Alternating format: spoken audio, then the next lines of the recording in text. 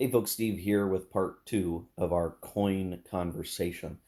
And in the last video, which you should definitely watch before this one, because I think I'm structuring this in such a way as to benefit you from watching part one. We talked about the triumph that really is Fire in the Lake as what I think is the best entry in the series, and with its expansions provides really a fantastic game experience to understand a very difficult topic, a difficult conflict, and turn it into something digestible in a game format that really provided a great gaming experience, um, walking through the history. And we're going to talk about the rest of the coins series in this video, one way or the other, not as much depth as Fire in the Lake in the previous video.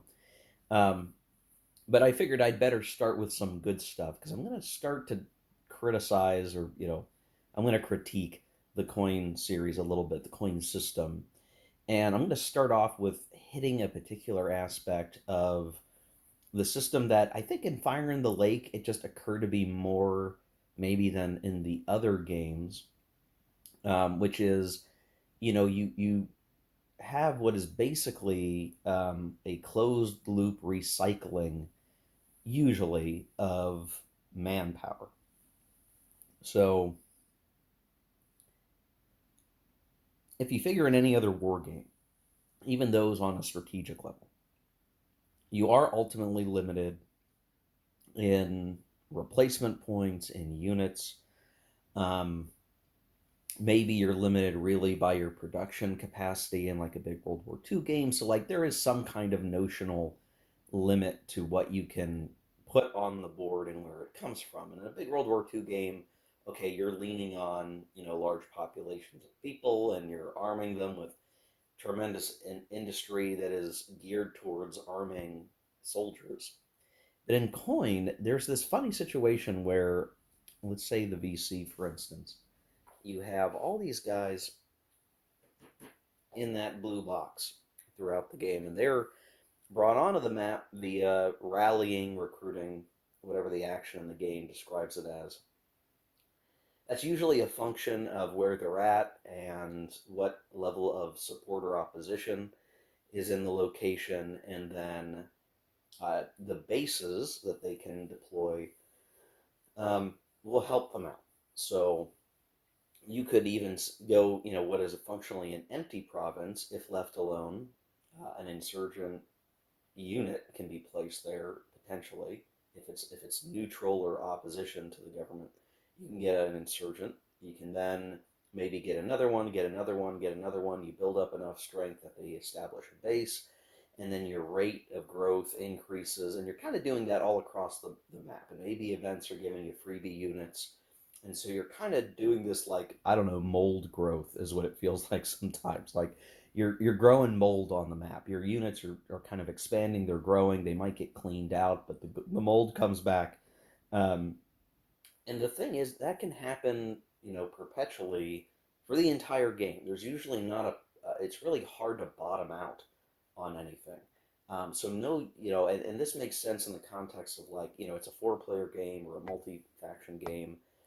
One faction isn't going to simply disappear, and in fact, you look at most of the conflicts that are a part of the coin series. You could say, the insurgent factions that are recruiting from the population, that they don't, it's really hard to understand what does bottoming out even look like. Like, they have a population to draw from. You are, uh, maybe convincing people to join the cause when you build up opposition, which provides the ability to recruit, but it is a never-ending supply of insurgents. Now, you look at a game like we'll talk about here shortly, Andean Abyss, and if all these playing pieces are notional and relative, and maybe a particular whatever amount of people comprise an insurgent unit, um, maybe has an outsized effect on the game with fewer people, because they can commit, whether it's some act of terror or some kidnapping or assassination,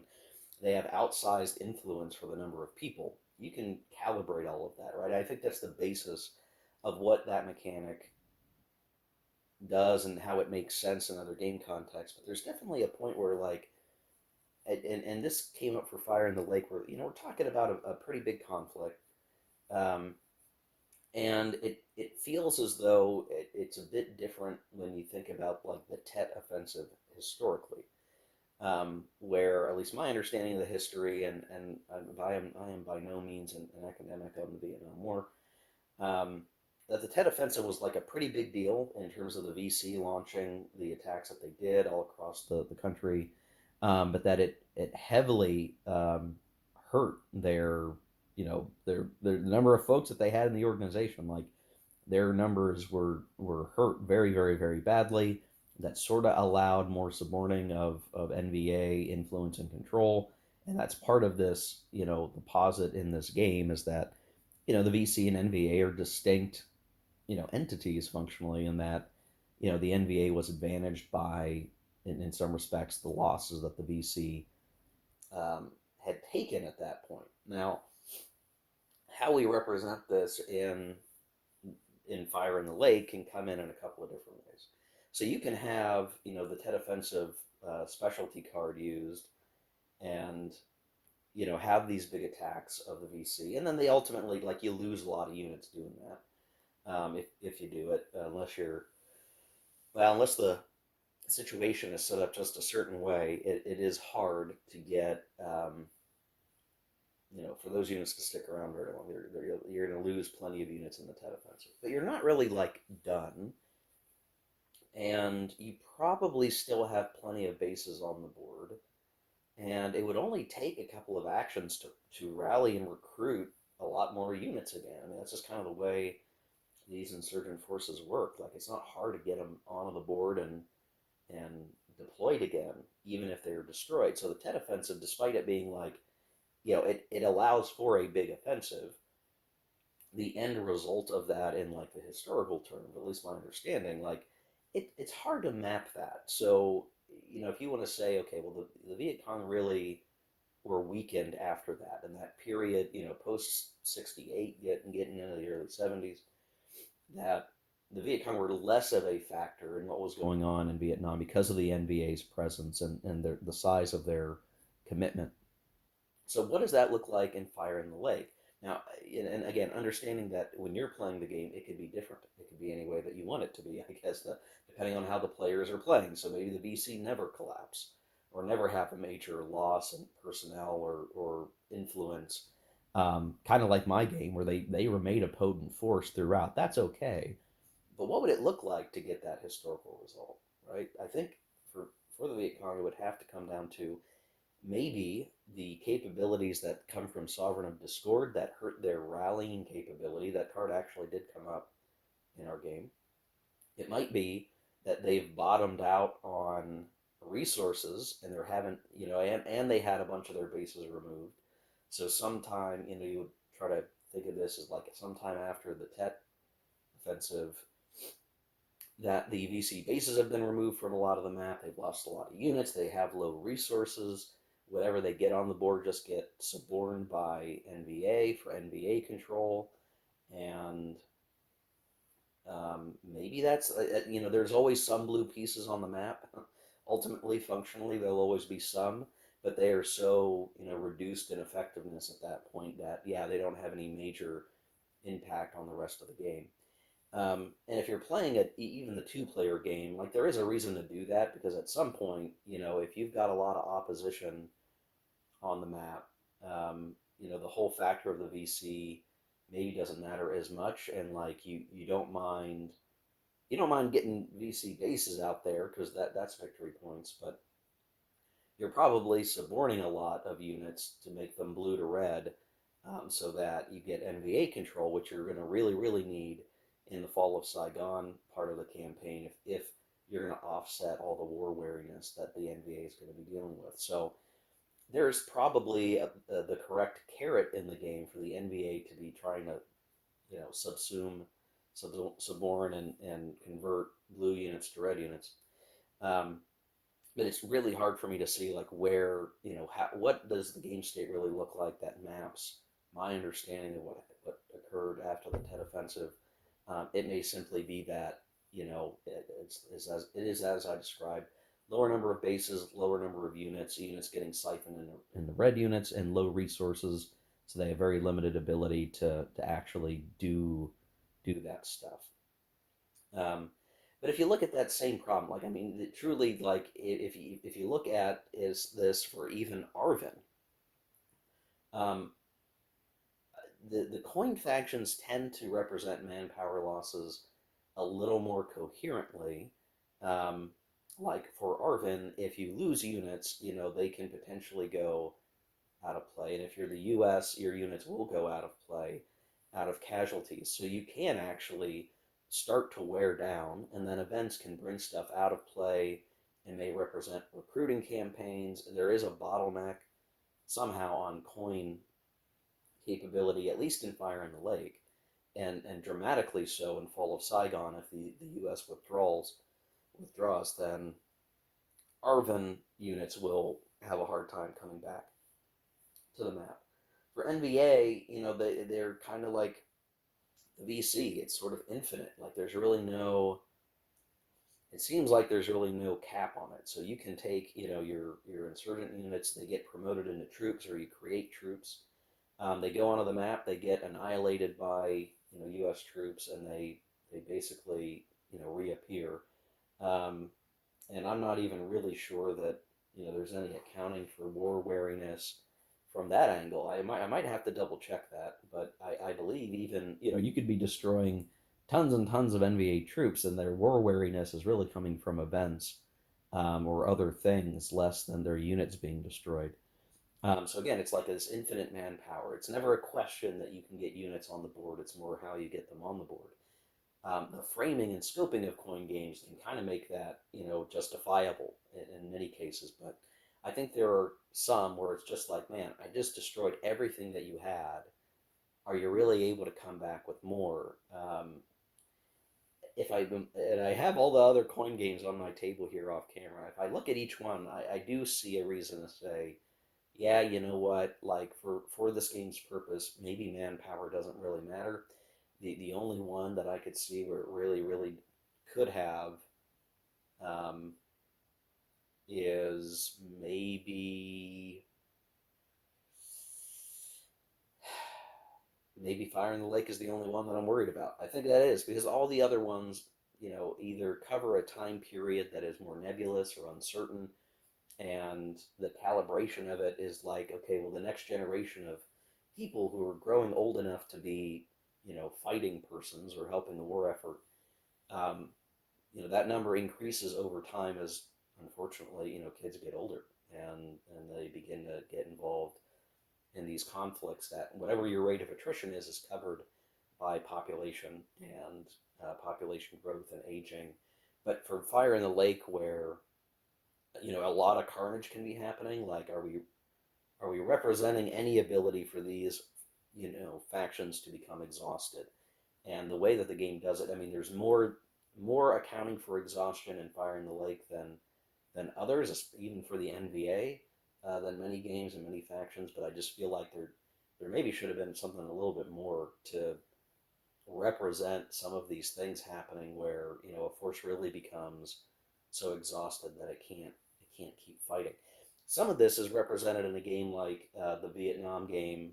I have to call it the Vietnam game because it's just called Vietnam, that had been republished by GMT from the 80s. That you're tracking a whole thing of like manpower and resources, and there's some bookkeeping that you keep track of controlled population, enabling you to recruit more units, but that you could run fallow of those things and have trouble recruiting or run out of a big bundle of resources. But in this game, it avoids the complication of all of that. But at times I worry, it's not enabling us to see true lasting impacts if something's going a particular direction for a faction. It still might be a good thing. You don't want, for a four-player game, you don't want someone to get like totally knocked out. They still have an influence on the game, but that's how that some of that goes.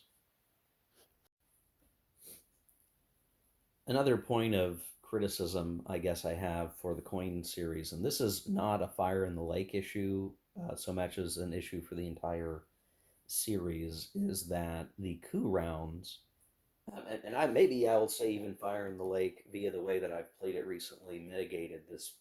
I don't know if it's really a flaw, but it's a problem I have is the coup rounds or whatever the game you're playing calls them, propaganda rounds, the propaganda cards, coup cards, winter quarters, etc., etc. Represent a really, I mean, it is an interesting mechanic. It is a functional check of victory. It's a turn end, right? The turn ends when the card comes up, and a turn is going to be some, you know, undetermined number of cards, depending on how the game sets up the card deck. You're guaranteed to play through some set of cards, and then the turn ends. And the players don't really know when the turn is going to end, though some games have a process where the coup card, propaganda card, is at the bottom set of a number of cards. So it could be there's 15 cards, and in the bottom four or five of that set of 15 is the coup card. In those sorts of games, where it's a little more structured, the players kind of know when it's coming. And in fact, I've played in games where like we'll count the cards in the discard and go, okay, like coup cards coming up, in the next couple of cards, guys. So beat up on the leader over here before it happens, and you're trying to ride that, focus on this guy, not on me, and I'm going to steal victory at the last moment. That happens all the time. And when you're playing a coin game with people who have very equal skill levels or are all pretty good and they know how to work their faction, the game becomes, particularly outside of my very special Fire in the Lake game, it's like you're on edge, like everyone's trying to achieve victory at every moment, um, and it's like if it comes up, the game is just over. So like if somebody jumps out ahead early and the coup card comes up, the game could end pretty quickly. Now it's hard to get it. Most of the games are not calibrated in such a way that someone's going to reach a victory condition very fast, very early, but it is possible you get through a couple of coup rounds and like the game is over. And then depending on again the way that you're playing it, it could be that the coup card comes up, but you have like one more couple of goes. Each player, or maybe half the players, get to go before the actual victory check, which leads to the mad scramble of like, hey, can I flip the switch that gives me the victory?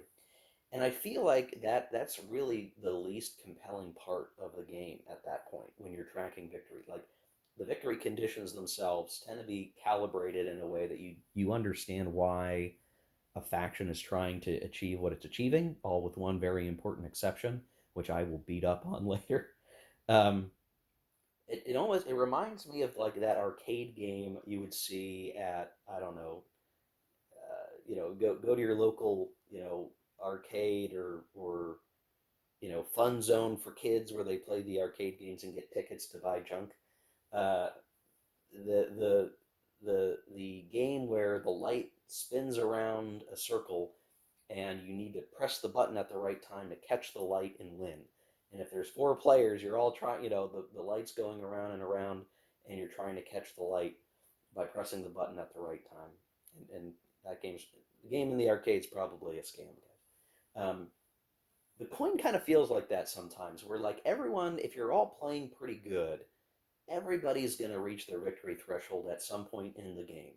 You're going to be able to get it up there, and maybe you're good enough that you can time it well, that you're going to be in and around where you need to be when the coup card's coming up.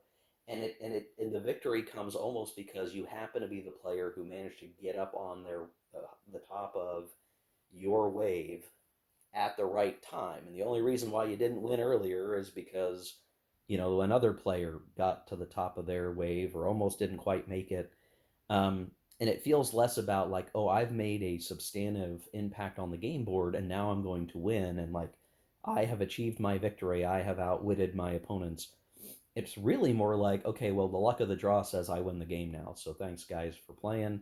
And that's okay for an experience game where you're really there to immerse yourself in the history, to Coin's credit.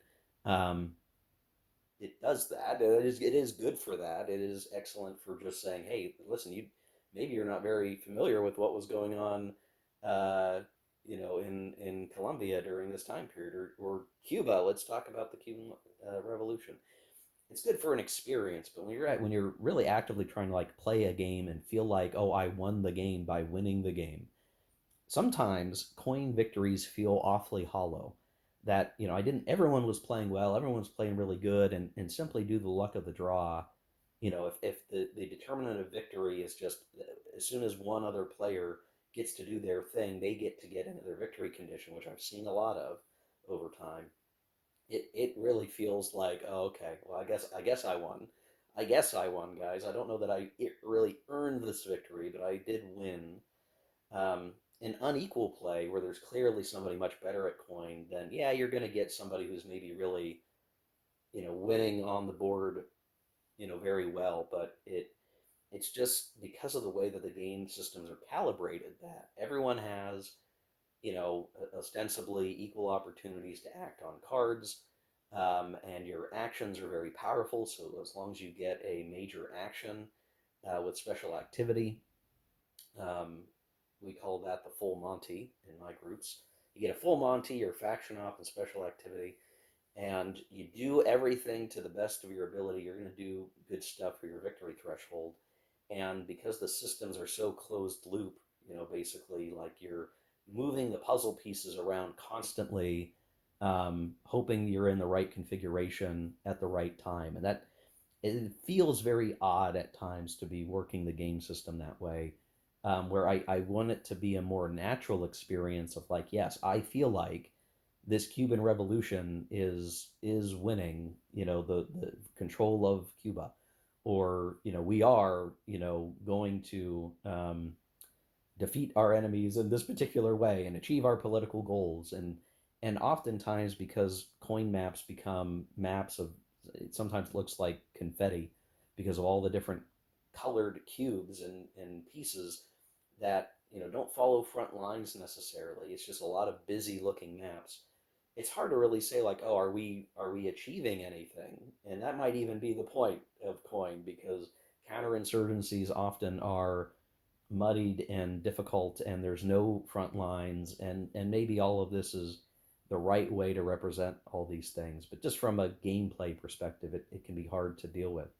One of the other issues that I've noticed is, if I think without question you can say that the player who gets the most full monties, the most faction operation with special activities, the player who has the most of those and uses them most efficiently will be the winner. I think that's clear. I don't think that's even um, anything particularly controversial to say. And that doesn't sound so bad, right? You say, well, Steve, if they're playing efficiently, they're playing good. That means they should be the winner, right? That should be the idea. And you just said that the game's based on luck of the card draw. So what are you talking about? Well, the one issue with the situation is that it might depend entirely on the card deck. So the card deck at a basic level usually has an equal number of cards that have a faction first up, or is sort of like the primary recipient of that card, meaning like whatever use that card has in the game, it's going to give one of these factions first shot at it. So unless that faction is ineligible, they'll get to do something with that card and get the benefits one way or the other, or they get their major, their full op special activity. However, a lot of these games have you set up the deck at the beginning of your scenario during setup, that you're essentially selecting a smaller set of cards to be used in the game, and then other cards get set aside. You usually don't look at those cards, so nobody knows what's in the deck or out of the deck. The problem is, it is feasible to end up in a case where the cards that are in the deck are more heavily weighted to a particular faction, offering that faction. Again, this is sort of luck oriented, so you just say, well, it's the luck of the dice, so to speak. Um, but you could just end up like, okay, well, the NVA had the most, prime cards in the deck. They are inherently advantaged. And I do wonder. I should, it's not like I'm doing data collection, but it'd be interesting to see, like, for the people playing coin games, maybe somebody's doing this. If you play a game, you track a game, and somebody wins, do you go back and look at the deck and see if they had the most prime cards? And prime cards meaning a coin card that has their faction in the first or maybe second spot on the card. Um, I wonder at that, and so then you get into this mode of thought of, well, to make everything balanced, not that you should, but to make everything balanced, you want an equal number of prime cards for every faction so that they all get their opportunity, which really just force feeds back into and everyone's playing equally for the sort of coin flip of victory checking. And so there's just something about, like, it is a fun game to play opposed, whatever coin game we happen to be talking about. But there's always some level of, like, you've got this weird pressure of luck that comes in not via dice, right? We're so used to mentally accepting that the dice will screw us. Um, but in coin, you can sometimes literally have the deck stacked against you in such a way that it's not just simply a die roll. It's just like, hey, from the start of the game, this player, despite no one being sure of it, has the odds in their favor, and you never really were going to have a good chance of winning because you had the least prime cards in the deck. I have seen with Sovereign of Discord, actually, that the designer put in some recommendations with deck construction to say, like, have each player pick a card that they want guaranteed in the deck. That's an interesting concept, and I hope that it feeds into other coin games. Maybe it's in a few others, and it's been a while since I've looked, or maybe it's in some of the newer ones. But I do think there's a recognition, and I feel like Sovereign of Discord is my proof of this, that these critiques of coin are understandable and have occurred to people elsewhere. And it was interesting and really enlightening, and I was happy to see Sovereign of Discord actually go to the trouble to mitigating this by saying, yeah, each player gets to pick some cards that go into the deck. So they know, hey, I know that this is a good card for me and it's in the deck, and that's going to be a really important card for me to operate on. And I know it's in there. So each player now has a little influence on what's in the deck, which means it helps to even the randomness of any one faction getting too many prime cards, giving them an unfair advantage, so to speak. And then, just as I mentioned for the Fire in the Lake Grand Campaign, the fact that we just said it doesn't matter what happens in the middle of the game, it's what happens at the end of the game. Now, the problem with that for any other game but Fire in the Lake is a lot of these games don't have determined, like, this is the end date, right? A Distant Plane does not have a true end date. Andean Abyss does not have a true end date, not really. So, however period of time you're saying that the game is going to last for, if you try to apply the same mechanic, right? Like, if you win before the final coup round or whatever, final propaganda, that player gets a deception marker. I think that's a good way to basically just absolve this challenge with the victory system or the victory conditions, like where automatic victory can kind of happen at any time. Using the deception marker method basically says, like, you still get something for winning a lot over the course of the game, but the end of the game is what matters, and you need to have a broader strategy. I think that's a really good thing. That's part of why this Fire in the Lake Grand Campaign was so good, is that, like, we know we're in the thick of it. We're going to play this whole situation out. Everything you do matters, and it matters for the long haul, which is different than the rest of the coin games, to be honest, where, yeah, you just, like, hey, it's early and the game is over, and just due to the fluke of some really good card draws, like, you won the game. Um, if you were to apply that same deception marker mechanic to the rest of these games, I wonder if they would help or hurt, because I don't know that Cuba Libre is necessarily intended to be played that way, right? None of these other games are intended to be played in such a way where you are really only checking for victory at the very, very, very end. And I'm not sure the games are balanced to accommodate the deception marker mechanic. I'm not even, to be honest, who would have known if Fire in the Lake was? But I played my grand campaign, and it ended up being a really entertaining part of it. That I had kind of, I was winning in by the end of the game, but I couldn't say that I was doing great the whole game because my wife was winning most of the time, um, and she really probably should have won, and those deception markers should have given her the victory. But the fact that it could have been anybody's game up to the end of Fire in the Lake and Fall of Saigon was very exciting and interesting. So could the deception marker for victory points, that mechanic or variant role, could you play that across the other coin games, and would it benefit the game? I think that's a really interesting question that I want to know the answer to. I don't know that I'll be able to answer that question myself, but if you're watching this video and you like the coin series and you're looking at doing that stuff, I'd be interested to hear what you have to say.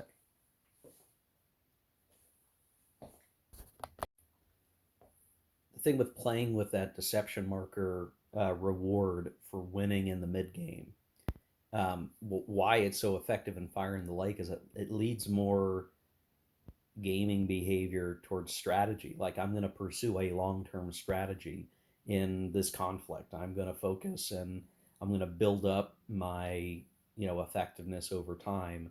I think that does inherently advantage the coin factions or the governmental factions because their victory conditions or how they operate tend to be about building up a bulwark, where the insurgents are really honestly opportunistic, but you can still, I mean, I think you could still pursue the continual pressure and strategy. So that is now to me the big unanswered question is, can you focus a coin game more coherently around the end of the game rather than put so much emphasis on mid game automatic victories? It's not even, I mean, it's not, articulated as automatic victories. It's just, are you at your victory threshold and you win the game?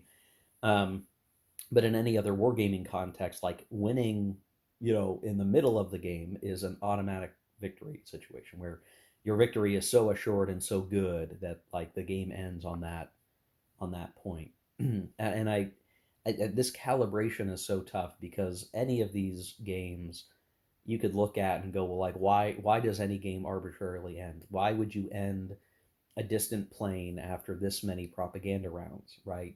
The game has to have an ending. The game can't go on forever. You don't play, you do play until somebody wins, but like you don't play into infinity until someone wins. You don't play 1,000 coup rounds. Every coin game has a deck that has a defined number of turns effectively, right? The coup round is still, the propaganda round still represents basically a turn ending. So each game has an inherent end date. So it's just that carrot and stick behavior. Being able to win at any point in the middle of the game, just reaching a natural victory point threshold or doing reasonably well with your faction, just incentivizes the mad scramble, which is chaotic and can be good, but it doesn't really lend itself to actual strategy. And if a coin game is maybe considered a strategic level game a lot of the time, it's a question of whether or not you're really pursuing a broad strategy. So this is just something I want you to keep in mind as we talk about all the coin games that I've not talked about yet. Keeping in mind that Fire in the Lake was volume 4, and so it benefited from some of the earlier coin designs and really leaned into, this is a war game coin game, and it involves insurgency and counterinsurgency, but also has a very clear war element, and is tied, especially with the expansions, to different stages of the conflict and a definitive end. Like an end comes one way or the other with peace talks that don't necessarily map as cleanly to some of the other conflicts we're going to talk about. And this is also a good time to point out, like, if you have thoughts about that defection marker uh, variant where you don't win no matter what in the middle of the game and you save it towards the end, I'm interested to hear what people think of that. Again, it worked really well for this Fire in the Lake Grand campaign. If you're playing coin games soon and you want to try this variant, please do that and come back and comment here because I'd want to hear what's happening with that. I think it might also be good to normalize this conversation out there on Board Game Geek or in forums to just see like, hey, is this something worth looking at? Because the conventions of the coin system have been what they are, but I think we're, with 10 games into the series, I think it's starting to look like, time for us to talk about what parts do work, which parts, maybe should be refined or refined with variants to fit a particular taste, where I do prefer to think about a long-term strategy to pursue than just every turn you're trying to maximize this one specific thing on the, dice roll that you get the victory based on the card draw. I just have to seek a better way to handle this system than to just let it be the bad scramble constantly. Yeah, I think you get a different game feel when you have the time to work within the game system and use the levers and try to make something substantial happen on the map like Fire in the Lake allows you to. So, all right. This is a good kind of pause point. I'm going to switch gears now and actually run through the coin games that I do have and articulate, all these points I've made up to this point in the video and the series, I guess, in part one about why Fire in the Lake is so effective and good.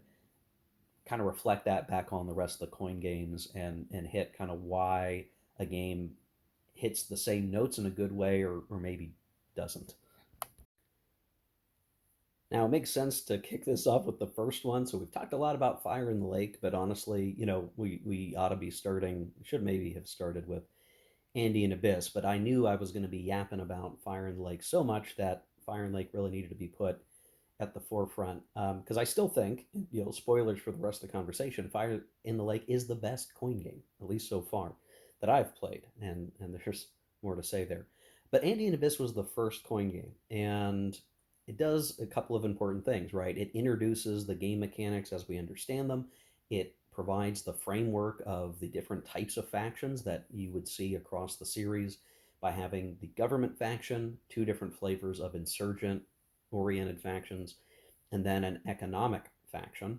But it probably does one thing for the series that, in hindsight, maybe is a bad thing, or at least the ripple effect could be considered a bad thing, in that from the outset it established the coin system as a four-player, four-sided game. And all the games that have come after have grappled with that one way or the other, either to change the mechanics and actually allow for two-sided or three-sided games, or two-player, three-player games, or worst of all, trying to take a conflict that doesn't necessarily have four sides, or at least maybe ought to be represented that way, and tries to fit a square peg in a round hole by forcing the issue, or maybe it's a round peg in a square hole, um, trying to make the conflict more four-sided than it really, probably ought to be considered. And we're going to talk through that as it affects each game. But the big issue with this, and what's interesting is, like, Andean Abyss, I do feel is a four-sided game, not a two-sided game with four players like I think Fire in the Lake is, because the victory conditions and the historical actors do have these very distinct goals to pursue, and they don't necessarily come into exact overlapping or opposition the same way that some other games do. So when you look at, you know, like, okay, you're gonna have a natural partnership in Fire in the Lake between the U.S. and Arvin, and their victory conditions and their mechanics really affect each other very closely. When it's four player, you can have a situation where you're gonna like disadvantage your partnership to keep your partner from winning the game because there can only be one winner. And I mean that is a silly thing that can happen, and in fact it happens in other coin games when we will talk to them, in very negative ways, like really disruptive ways to the, is this game representing history? So when a game is trying to take a whole side in a historical conflict and bifurcating it into two or maybe even more factions, you're creating circumstances where not only is there sometimes friction between factions, but outright harming the overall cause in the conflict, for that perception of a single winner in a four-sided conflict. And the, these games grapple with that expectation, an expectation set by Andean Abyss. Um, Now, usually in the designer notes of a game, they'll back up kind of why they set up the game to be four-sided or set it up to be that way.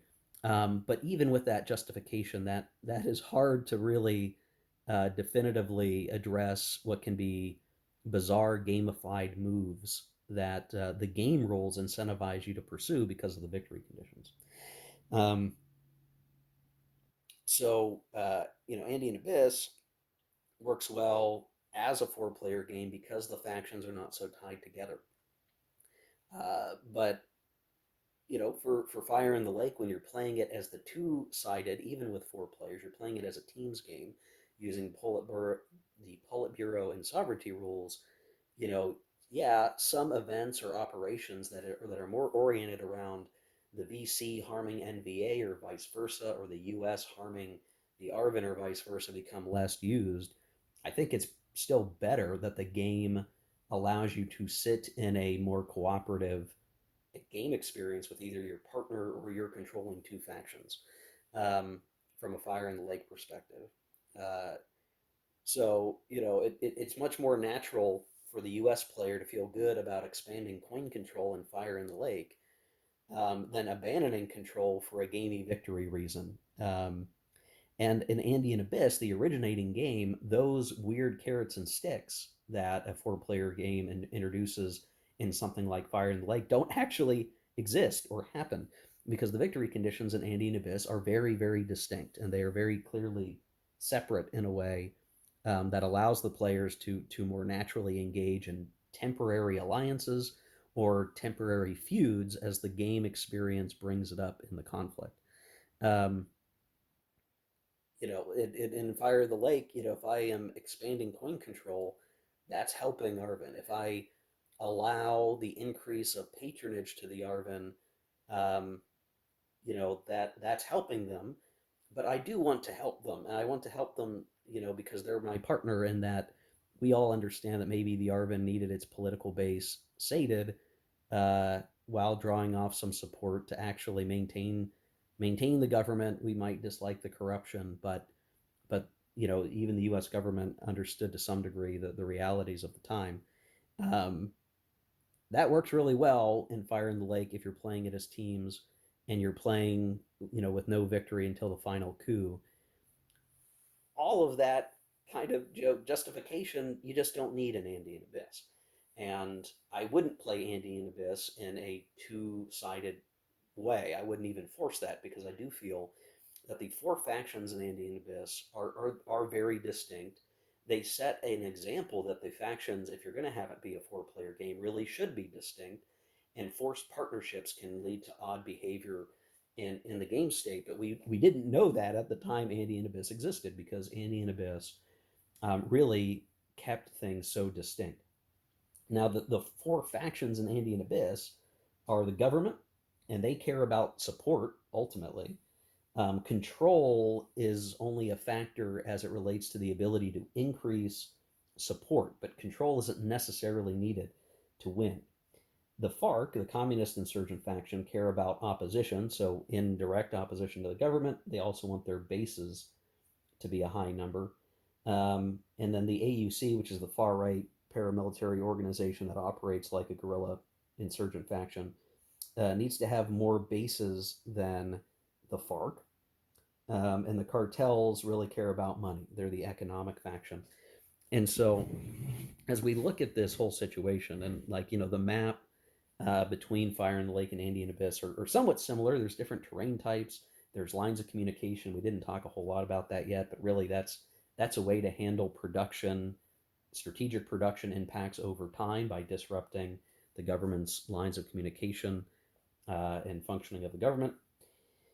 And each of these factions can be pursuing its aims, and can almost do that, in avoidance of having to disrupt their own capability just because of their ally maybe winning the game, right? The government stands alone. It does have some like nudge nudge buddy partnership with the AUC, um, but there's usually not a case where if this is a if something is going wrong for the government because of the AUC, there's no weird feeling like, hey, the government's going to stamp down on this right wing paramilitary organization because they're getting too powerful. Like the government has an incentive to do that, and it doesn't harm the rest of the government's activities to play off of that other faction. So while you could say there is some partnership between those two factions, the way that the game carrots and sticks works does not actually create any sort of friction that feels weird. It's like, okay, yeah, that logically flows. I'm not academic. I'm not around the Colombian conflicts. I'm not super well read, but I understand enough, and I've read a little bit to understand. Like, okay, yeah, there is not the same sort of partnership that you would see in Fire in the Lake between the NBA and the VC, or the US and the Arvin. Here, the government will stamp down factions that it doesn't want to gain too much power. It needs to maintain its own power. The cartel faction cares about money, and it is the first economic faction in the series.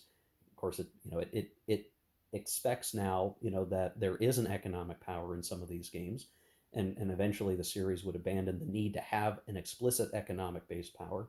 But the cartels are a force unto themselves. They may periodically gain some benefits by having a temporary partnership with the FARC. That's possible. But then there'll also be reasons to be at odds with each other. So the, hey, we're going to have a deal for this set of actions or activities are up to the players, and there's nothing in the history requiring these factions to have a permanent partnership. They are shifting as the game is played, and that feels more authentic to the situation. It is very complicated, but at no point do you feel like that partnership or that feud is necessarily an adverse to expectation. It is because the victory conditions are very aligned to each individual faction. You're not giving up something by pursuing your victory conditions. What you want is what you want, and you reduce the enemy's ability to win using things that make a little more sense, like trying to offset the far right paramilitaries' power structure so that they're not more powerful than the government, let's say, or creating a rival force within the government. So all these problems that we eventually see, and I do consider it a problem in the coin series, where the designers are kind of force fitting this four-sided model onto a two or three-sided conflict, kind of hurts the games depending on how they're designed. Where Andean Abyss, just being that first coin game, is structured as a four-player game that happens to be four-sided, as opposed to Fire in the Lake, which is potentially four-player but is ultimately two-sided.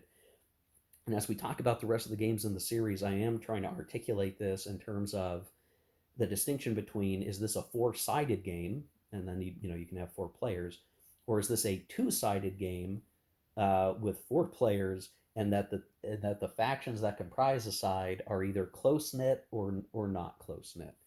Um, and that really is going to drive how you play the game. I think it is better, in these circumstances where if the conflict the coin game is portraying is ultimately two sided, you can articulate that there's sub factions within a side, and sometimes they have friction.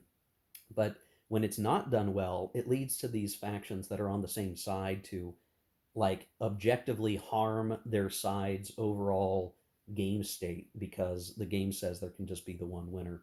And you're incentivized to do every weird thing to fit the victory conditions. And when those victory conditions um, come at cross purpose, or like one side's victory condition is directly tied to what the whole side is doing on the map, that's where you get into trouble. And Andean Abyss doesn't have that. I mean, it doesn't have forced sides, or even, and it doesn't even have defined sides, honestly.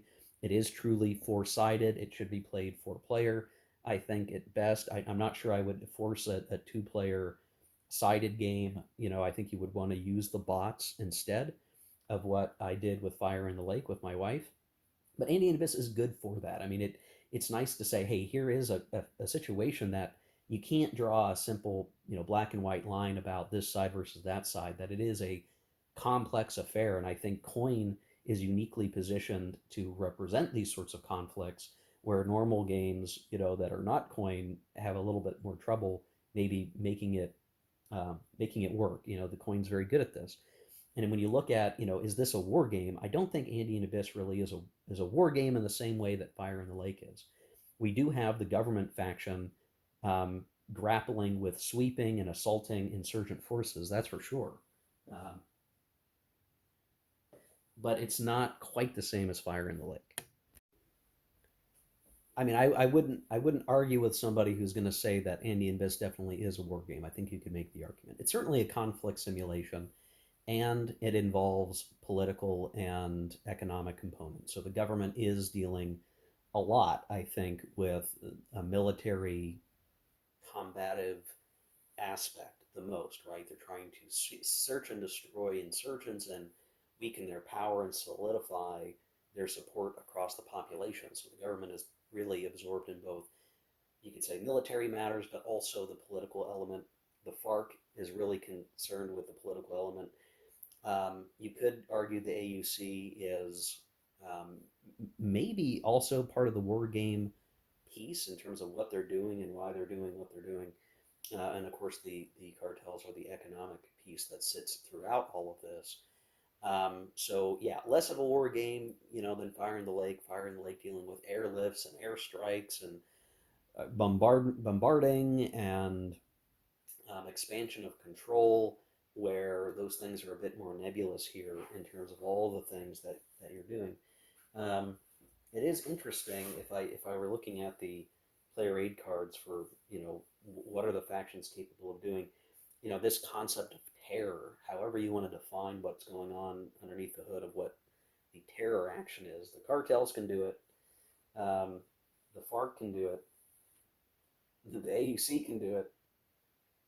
And all of those activities, including assassinations or kidnapping, these sort of things that we're really used to seeing in the coin system, um, point to this political element. It goes beyond just military operations. They are operations, but there's something more to it. It is you are fighting over the support or the population's acceptance of the government or acceptance of this insurgent movement that is attempting to destabilize the government. As the government, you are actually concerned with your funding and support from external powers, like the president's support from U.S. U.S. support, I guess the way to put that. Um, so it all is wrapped up in a political piece. This is why when I heard somebody say that Coin isn't a political game, like, dude, are you paying attention? Like, it totally is, right? And it absolutely is. Everything about even Andean Abyss is predicated on, is the government maintaining support for its own regime effectively on the map? Is it keeping the populace protected? Is it being accepted properly? Or is this dissident faction negatively affecting the government's ability to maintain political influence? And like, that's a huge part of the game, and it's writ large across the game series that Andean Abyss set the tone for and really set the expectation. So all things considered, Andean Abyss is definitely a solid coin game. Is it the best coin game? No. I think Fire and Lake is ultimately better, and I am drawn more to the war game aspects of Fire and Lake, because I'm a war gamer. But Andean Abyss does a very good job of opening up the threshold of like, what can a conflict simulation try to portray, and to make it very engaging and to provide an experience that is really well crafted for four sides, four players. But again, the curse comes when designers of within the series basically say, okay, well, I'm gonna take another conflict and I'm going to map it to the coin system.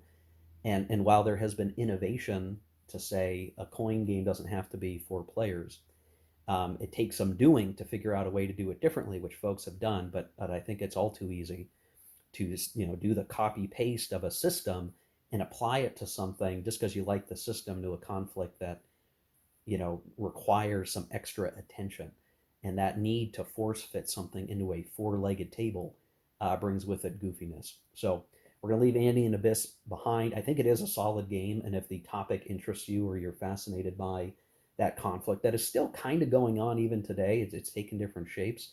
I think Andean Abyss is a really great game. Definitely treat it as a four-player, four-sided experience, though. I wouldn't see this as a teams game. Not really, if you want to be authentic to the situation that's going on. So let's take a look at Cuba Libre next, which is the second game in the coin series. One thing that's actually pretty funny about Cuba Libre is that it is such a good adaptation of basically the same framework of Andean Abyss that I actually got something wrong when I was talking about Andean Abyss in the last segment. I had mentioned that the government in Andean Abyss was worried about U.S. support. That's actually not true.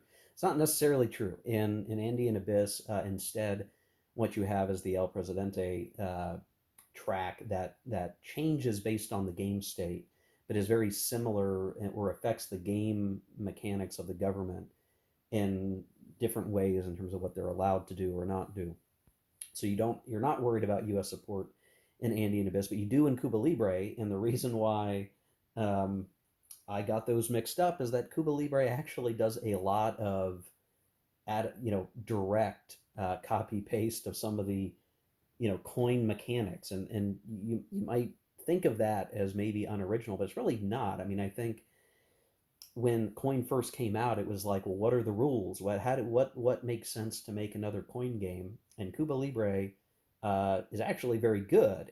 It does apply a lot of the same overall design intent of Andean Abyss in a different format, and is usually recommended as a good beginner's coin game. Even though I'm not sure that you really need to worry about, oh, is this particular game needing to be a beginner game or not? But all things the same, it is good.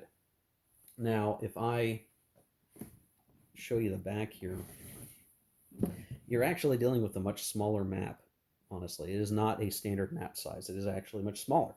And you're really just dealing with Cuba, and there's only a handful of city spaces. There's not really lines of communications, though there are sort of production zones that are areas on the map that function like lines of communication.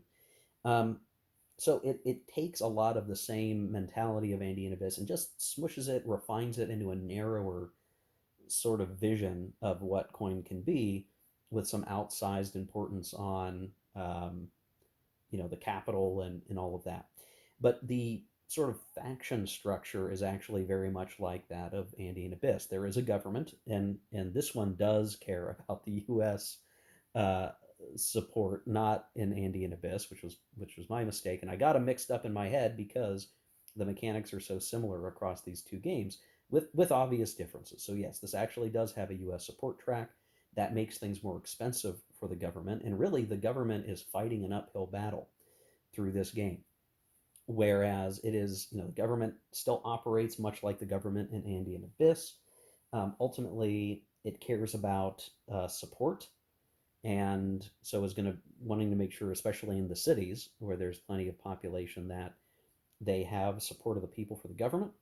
They are opposed by some insurgent factions, and one of those is the communist faction, basically, and they care about opposition, so directly opposed to the government in a very, adversarial way. There's also an oddball faction referred to as the Directorio, which is a bit more nebulous in terms of what are they trying to represent with that faction. And they care about population control, um, and their bases, which is that's if we were to draw a comparison, more similar maybe to like the NVA in Cuba Libre, or not Cuba Libre, Fire in the Lake. It's not backed up by a strong military though, so they have a very kind of oddball approach in this game. And then we have the Syndicate, which operates very much like the cartels, and they care about opening casinos, making lots of money. So there is a rough equivalent across the games. You have two insurgent factions that are just really insurgent in the most basic way. You have an economic insurgency faction, and then you have the government. This one plays much quicker. It is a smaller game, and so it's really good for just banging your way through a game.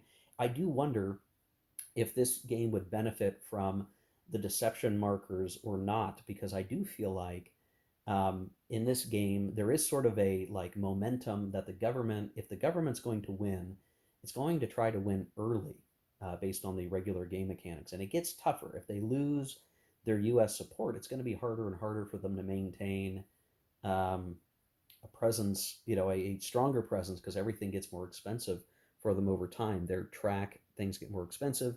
They're having a harder time operating. And once the communists really get rolling, they tend to be in a really good game position the longer they're operating. So there is a question, this is the one I would put as a good test. Like, does the deception markers awarded during the mid game and then you calculate everything at the end, is that going to work for a game like Cuba Libre that is shorter, that has fewer opportunities to get deception markers anyway, and maybe has sort of a baked in progression. And that is maybe the big question here. So I would, this would maybe be a good one to try and figure out, does the deception marker long term strategic game approach to coin factor in every game and work in every game. I suspect this one will be a challenge, but overall, this is a good game. When you think about the evolution of the system, this is a straightforward evolution, in that the idea is, okay, here's Andean Abyss, here's the coin system as it is. Can we lift and shift this approach and the relationships between factions to another conflict? And they do so successfully here, making some varied accommodations to represent the situation, as we understood it at the time. Now, I will point out that this game does kind of show some fidelity challenges when we go to represent everything on here, right? Like, is this, I would similarly put Cuba Libre here in a category that is not explicitly a war game, though it does have those counterinsurgency operations that have a military aspect to them. Um, and the political element is definitely here in terms of carving out opposition versus support for the governments, for the regimes, who's in power, who's not in power, and all the while having people profiting from the situation. The one interesting thing here is, I'm just going to show, this is the player aid for the Directorio. We have your typical insurgent stuff. We have rally, we have subversion, ambushing, assassinate, which is the sort of special move um, to remove an enemy piece and maybe take some cash. And you do that with terror, which is how you affect support. And as you can see here, you're going to shift opposition one towards neutral, which represents, I guess, a third point in the triangle between, opposition, support, and neutrality. You want things to be neutral, um, which is interesting because you're trying to drive divergent change, a third way, right? You don't want the government in power as is. You don't want necessarily the communist revolution to take full control. The Directorio is still venturing at something resembling a liberal democracy of sorts. So that's simplifying the reality a whole lot here, guys. Again, I'm not an academic on the subject, but what's really interesting is like the concept that we need to refer to any, if it's not the government doing it, any sort of political agitation takes the form of terror, which I think it's a failure of the system, where you just need to, you know you got to call it something. And Andean Abyss called it terror, but the coin system had not yet really evolved the thought process to say, well, is everything that the Directorio did to shift political opinion a terror act? Are they doing other things? Do we just call everything terror? How do we really address this? I think putting it in terms of like, oh, that's terror. In some games, that is the appropriate term. In others, you'll see that games do make a change to that terminology. And I think even at this game, it's like, yeah, did the Directorio or those student groups, do some things? Yeah, sure. There were other things they were doing. I don't know that I would simply call it terror. It really could be considered maybe some sort of agitation some of the time as well. But you got to pick a name, and so you pick, I guess in this case they picked terror, however appropriate that is or is not. And there is a question of like, how do you represent the governmental power, the power that is executing counterinsurgency? At what point would you call what they do terror? and let's not act like that governments don't do that. So this is where again you meet, the rubber meets the road of trying to portray these very ephemeral, things on the game board map. It's an action, it has a result. That action and result really is referencing or stands for something that has a real political driver behind it, whether that's tempering revolution or exciting revolution or engendering the influence of the government over the population. Those are all factors even in Cuba Libre here. And I think it does a really good job. I mean, if you look at Andean Abyss and say, whoa, that looks a bit complicated, you could look at Cuba Libre and see just how simpler it is. And there is a really west to east and east to west axis here that you're traversing territory, from the highlands and down through here, or back and forth, or moving troops around city to city, and is more lateral thinking, I guess, in terms of where your unit's going.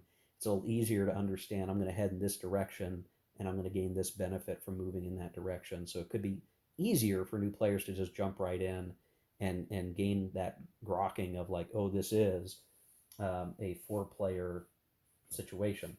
On the point of whether or not it truly is a four-player situation, um, I don't know.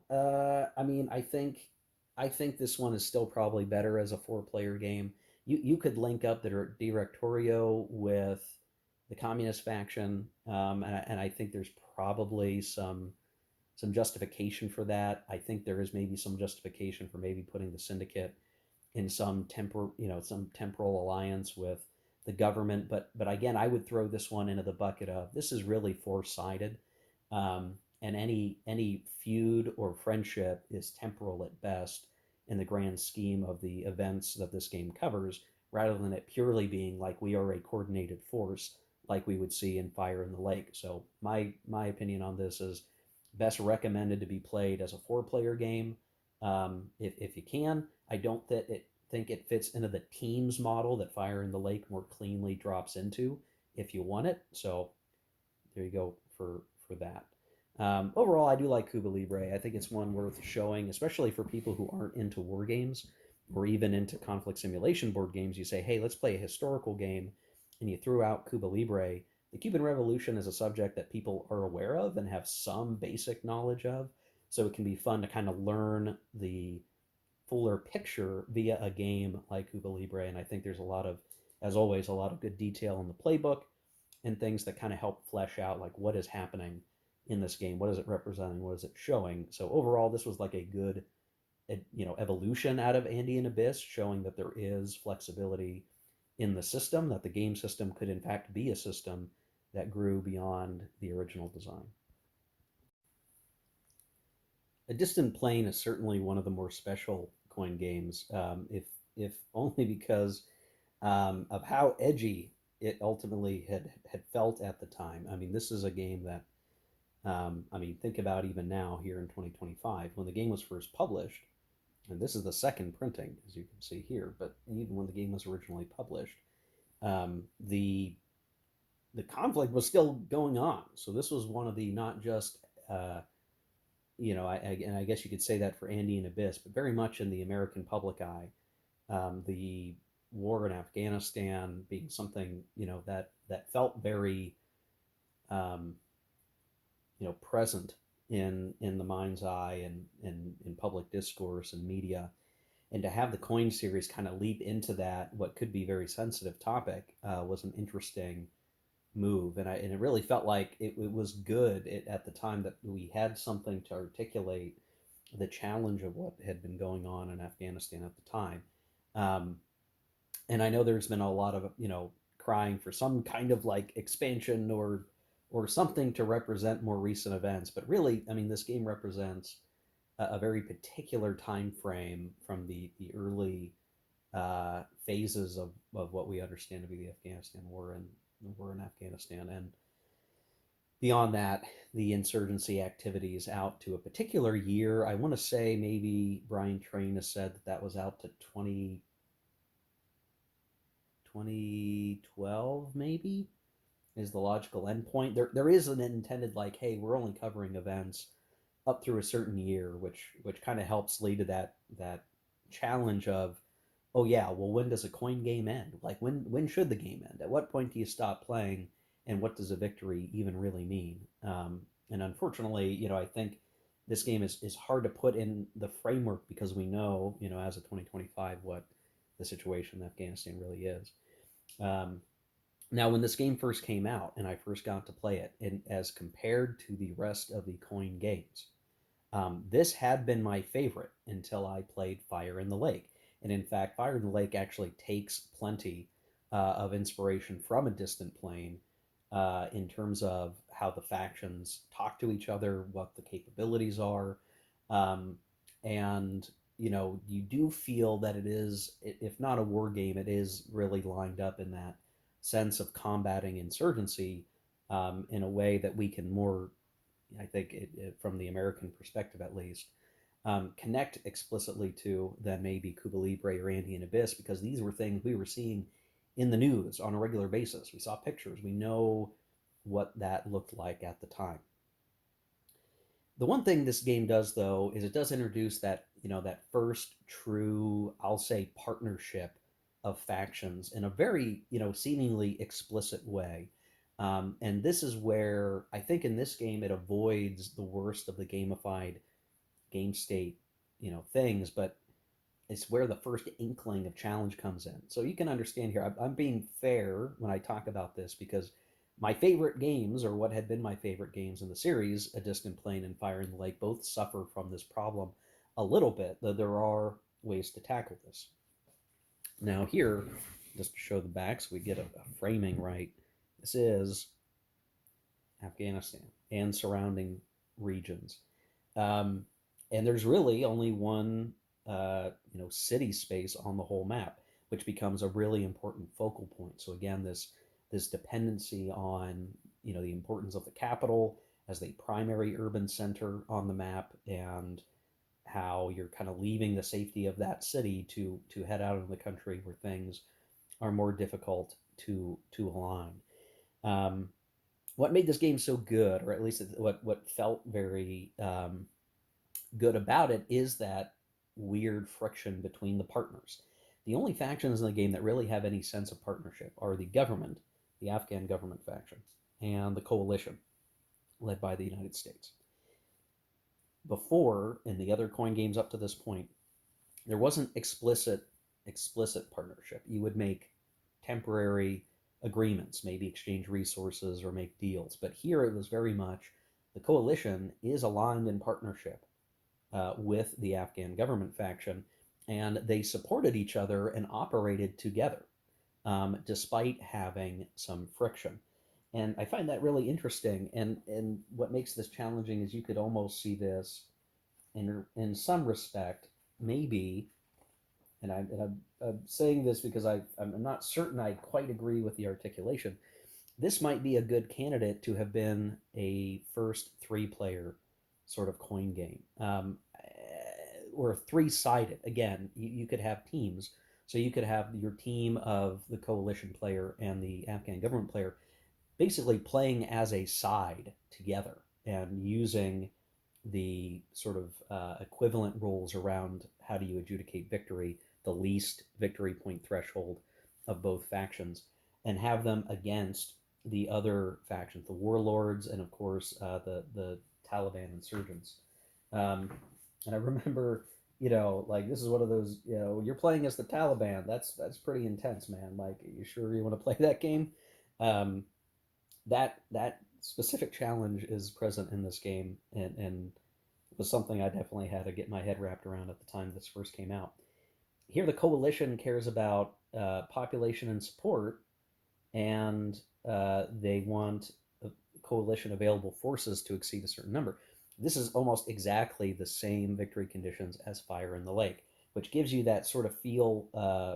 The coalition for the US, that's the equivalent here. We care about support for the government, even if we are not the government, and we care about not being overly committed to the conflict, right? And that's very interesting. I think, that being the first time we had that victory condition put a really interesting spin on the game, because you're trying to get as much accomplished for as little effort as you can manage, and you're kind of trying to steer your partner towards a particular end that they don't, they might ostensibly want, but not be totally mapped to.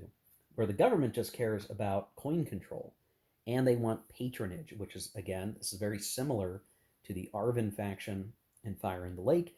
The government wants to control territory and ultimately wants to maintain its own power base via the patronage, and that is, oft seen as corruption and interpreted, perhaps correctly, as corruption.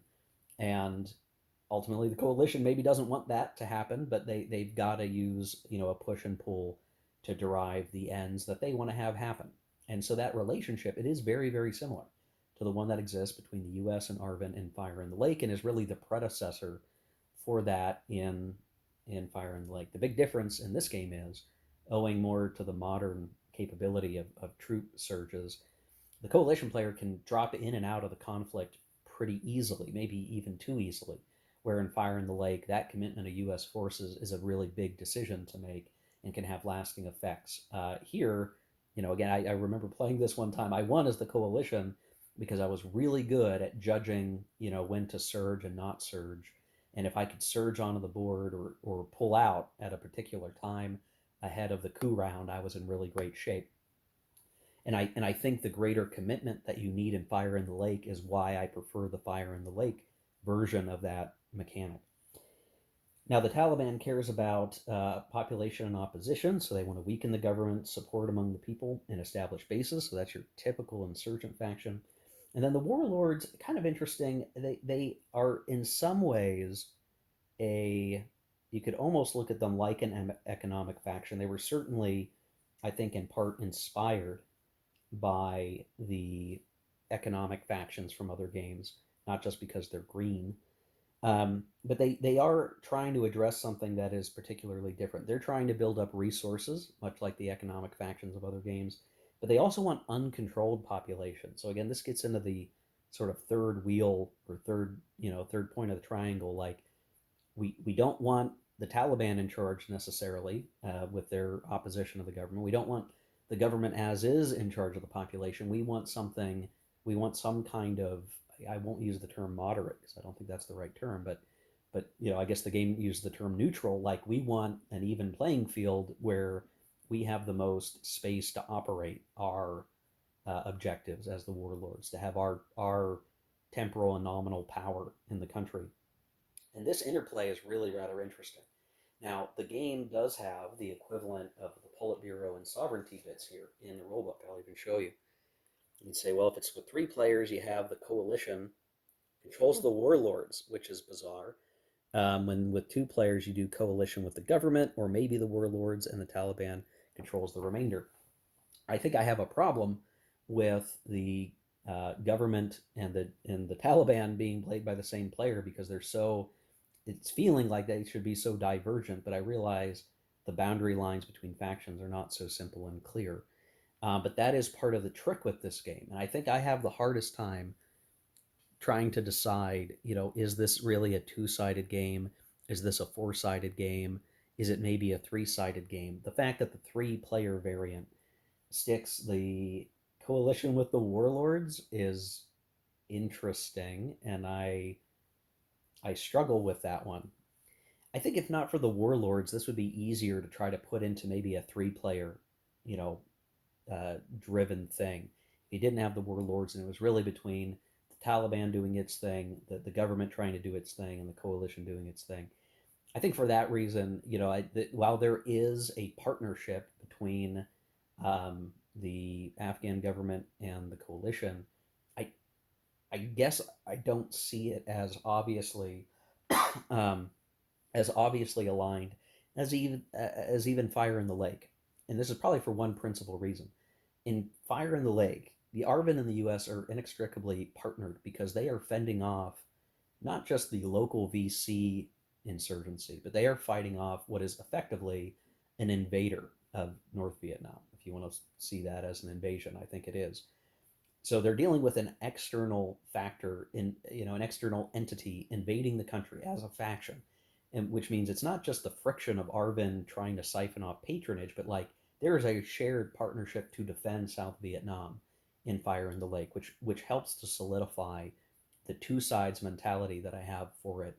Where here, there is no external invasion unless you want to consider the coalition the invader. And because of that, that distinction where, the government and its buddy partnership is not aligned against an invading force, but is actually instead maybe the inverse, that there is a partnership. The external entity is the coalition, and they're operating in this very chaotic um, system of factions that are operating in Afghanistan. So I think for that reason, if I had to really, you really had to put me down, I might argue that A Distant Plane is still ultimately better as a four-player game than a uh, fewer sides game with partnership or teams, because the relationship is actually distinct from Fire in the Lake, especially in a military sense.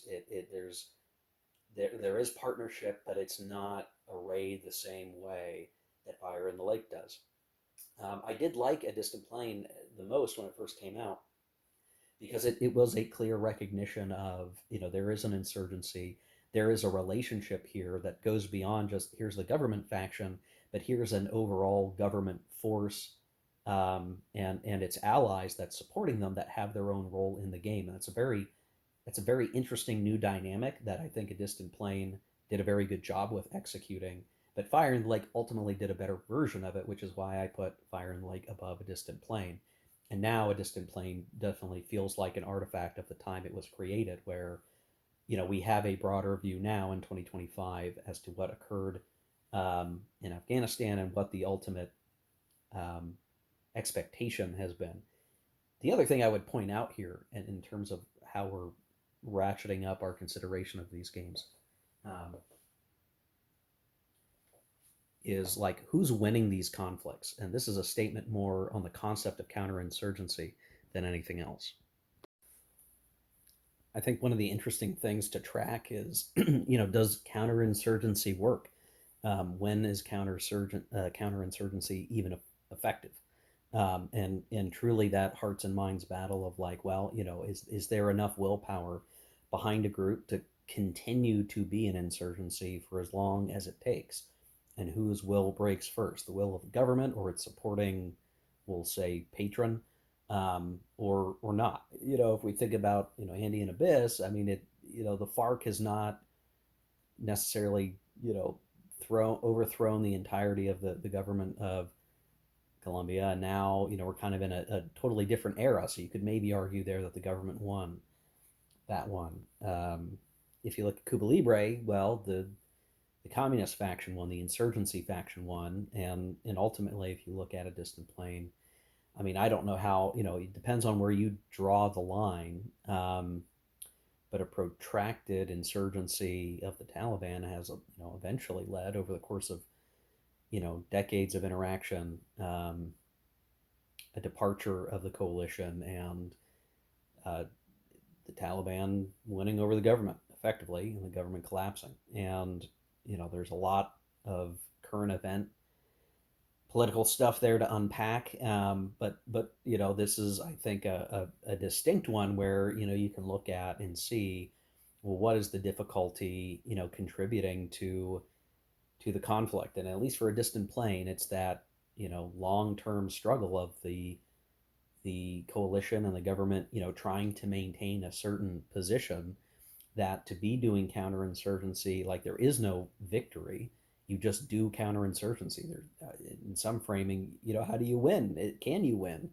And you kind of have to wait for that insurgent ideology or faction to crumble, and that can take maybe so long a time that it's hard to put that in game terms. So that's maybe something just to keep in mind as we go through the rest of these games. Like, what do we determine as victory? Who ultimately is the victor? And is counterinsurgency a strategy that can work? If you find yourself fighting a counterinsurgency type of uh, battle, what are your chances of truly succeeding? And is it because the government or the counterinsurgency, the coin faction, is the coin faction, out of sync with the population that it's working with, such that it can only hold the dam until the dam breaks? Something to ponder here. But I think that's enough talking about A Distant Plane. I do think a Distant Plane is still a very strong game. I think it's a worthwhile play. I think, it is certainly going to be worthwhile still as a teaching tool. If you look at the conflict, the war in Afghanistan, and everything going on there, from the time of 2001 onward, of like what was happening there, what are the types of things that were happening, and at what point, do we see a shift in the whole framework of what the game is portraying? Like, at what point can the model the game is using fail to represent what is happening, in the reality of the situation? I don't know. Something to think about. Probably the most thoughtful game to really sit there and absorb, at least for me, and perhaps because of my age and when I grew up, distant playing certainly represents a significant portion of my upbringing, and things that I saw every day in the news and headlines, and makes you think about what is at stake in these counterinsurgency situations, these conflicts, these games that were modeling this conflict. What is the end game? Anyway, I got to stop rambling. Next game, Liberty or Death: The American Insurrection, Volume 5 of the Coin Series. Obviously, we're skipping over Fire in the Lake because we've been doing nothing but talking about Fire in the Lake. But again, that is to me the standard by which all other coin games must answer to. And Liberty or Death: The American Insurrection is interesting in that it is possibly one of the other coin games that does sort of lean into it being a war game in terms of what is actually happening on the map, and that there isn't actually, an actual dedicated like battle system where you're computing, and how many guys you have, how many dice you get to roll, and hits, and all of that. So amazingly, we've got a war game on our hands in the coin sense. There's still the political aspects, maybe less the economical. Like, there's no economic faction in this game, um, but there's definitely some we'll say insurgency like factions, and forces that are not too dissimilar to some of the other factions in the series up to this point. But I guess this is the part of the video where I'm going to get in trouble, because this is the coin game that I actually like the least. And if you've been following the points I've been making in this video up to this point, and even the previous video, so much of the coin mechanics are coming down to trying to represent a complicated history, trying to provide credence to the fact that some factions may have divergent desires, and there is friction, and there is feuding. So how do you mix that all together to make a game make sense? And I feel that Liberty or Death um, is so close to greatness in terms of what it was nearly achieving, but in the reality of how it's executed, it fails. It fails significantly, in my opinion. Now, I know this game has a lot of fans, people who love this game, and I won't say that you're wrong. We all have different perspectives, but in my perspective, Liberty or Death does some really neat things, but fundamentally misses the mark in terms of how it's trying to represent the history. And this comes down to that square or circle peg in a square. It's just not the right fit. The designer Harold Buchanan, and I know Harold's designed other games, but the real flaw here is that the American Revolution was taken and force fed into a four-player dynamic that is not appropriate for this conflict. I just simply don't agree that you can and should split it this way. That's not to say that the scenario or the situation should only be portrayed as the British versus the colonists. I don't think. I think that can be obviously a very simplistic view, but I think this game went and over rotated by cutting things too much. And I fear it's because the expectation, right? This is still relatively early in the life of the coin series, all things considered. Um, that because it's a coin game and it's a fun system and people like it, that you're going to take a conflict, you're going to put it into this system, and you're going to bend expectations to meet the expectation of a four-player game. And I feel this was the mistake ultimately. Now, if we look at the actual factions in the game, there's a lot of neat things in here. One, I'm just going to mention the map is beautiful. I mean, there's just no, the map is wonderful. It's a wonderful map. I love the map. I mean, I'll say a lot of other things about the game, but the map is great. I do love the map. It is really a fantastic map. And the components in general are pretty good.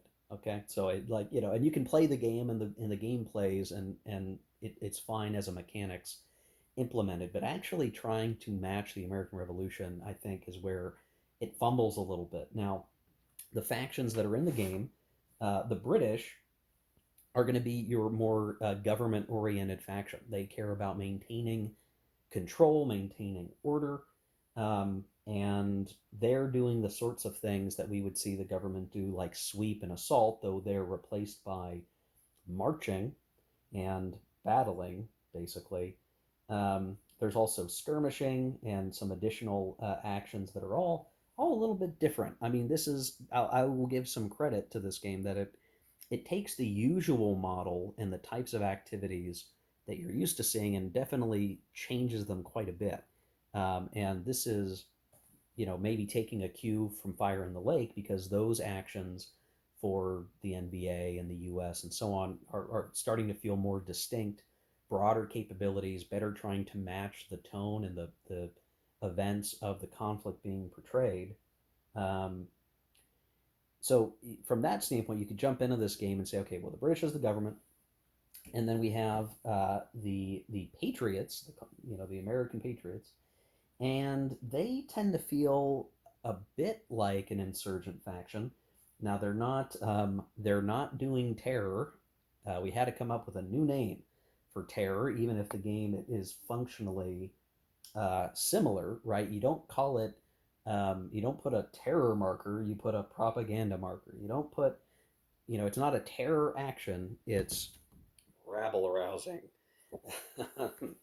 Which is, it's interesting, right? We change the framing even if the game mechanic is fundamentally the same. And persuasion and other skirmishing, and there's a hybrid here where the Patriot units, there is a capability to have continentals and to fight conventionally. So this is, maybe not too different from the NVA and Fire in the Lake, that you have your sort of militia guerrilla units as the Patriots, but you also have continentals that fight, the square units that are going to fight on more even footing against the government square units like the British regulars. Um, and then there's now, so beyond that, right? If this were just those two factions, it would probably be fine, right? You kind of, that's a very traditional approach to the American Revolution. However, the additional factions include the French as a distinct faction, and in the game it's listed as Indian, the Native Americans, and this puts a really different vibe on the game. Um, One, I think it's a good thing that the Native American aspects of the American Revolution should be included. Like, there were things that happened that are, the Sullivan expedition is something that is important to be aware of. Like, and fortunately, I'll say, other American Revolution games do portray these things. They're not the highlight, they're not a major aspect of those games, but the good games do include some coverage of those mechanics or those things that happen. They provide mechanics in that vein. But this game, Liberty or Death, really takes it to a I think, an over rotation, as sucky as that is to say, that by making the Indians a equal faction in the game, and making the French, for that matter, an equal faction in the game, you are throwing off the way that the factions interact in the game. You might wonder, like, well, how could that be? Because the game, they're all, are they allies or what? Well, they are. So in the terms of like Fire in the Lake, where we have two sides and two factions per side, Liberty or Death is that way. So it is a, sort of on the cause of the revolution, and then there's the cause of Britain, more or less. And the partnership tends to be between Britain and the Indians on one side, and the Patriots and the French on the other, right? Not surprising.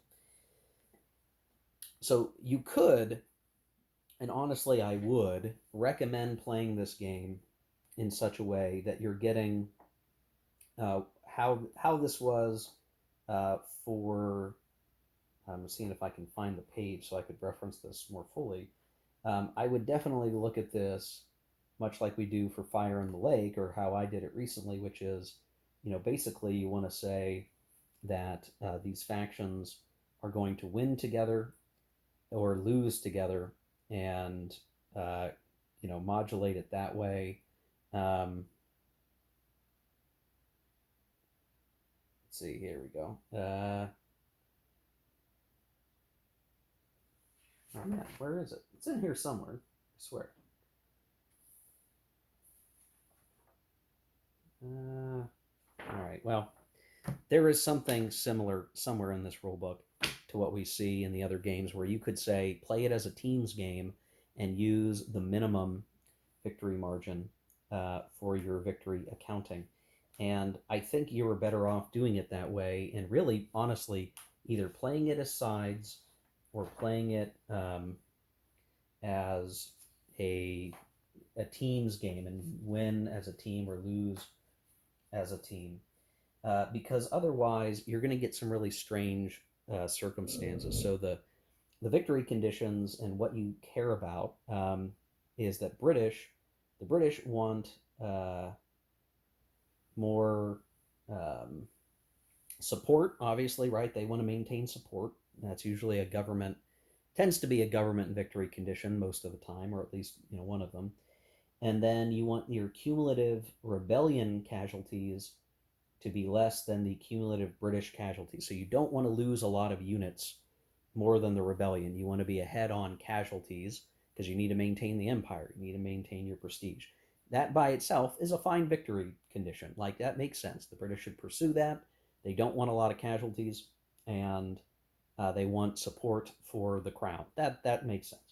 You have the Patriots, who want the opposite in some respects, that with opposition being more than support. So they want to build opposition, as the insurgent factions tend to want to do. But oddly, they need to have their patriot forts be more than Indian villages, basically. And there's some math involved in calibrating it, but basically it means building patriot forts and opposition. So they don't really care about casualties, which that's fine. I mean, you could just say that's an independent victory condition. Building forts is good. Building forts means that the American army, the Continental Army, can prove its ability to defend its territory against both the British and any other dangers. So that makes sense. And then, as a comparison to Indian villages, I mean, that feels a little contrived and a bit arbitrary. So this is putting the primacy of the Sullivan expedition to like a number one concern for the Congress, the Continental Congress, which it wasn't. It was something to keep in mind, but it was not in the framing of the American Revolution.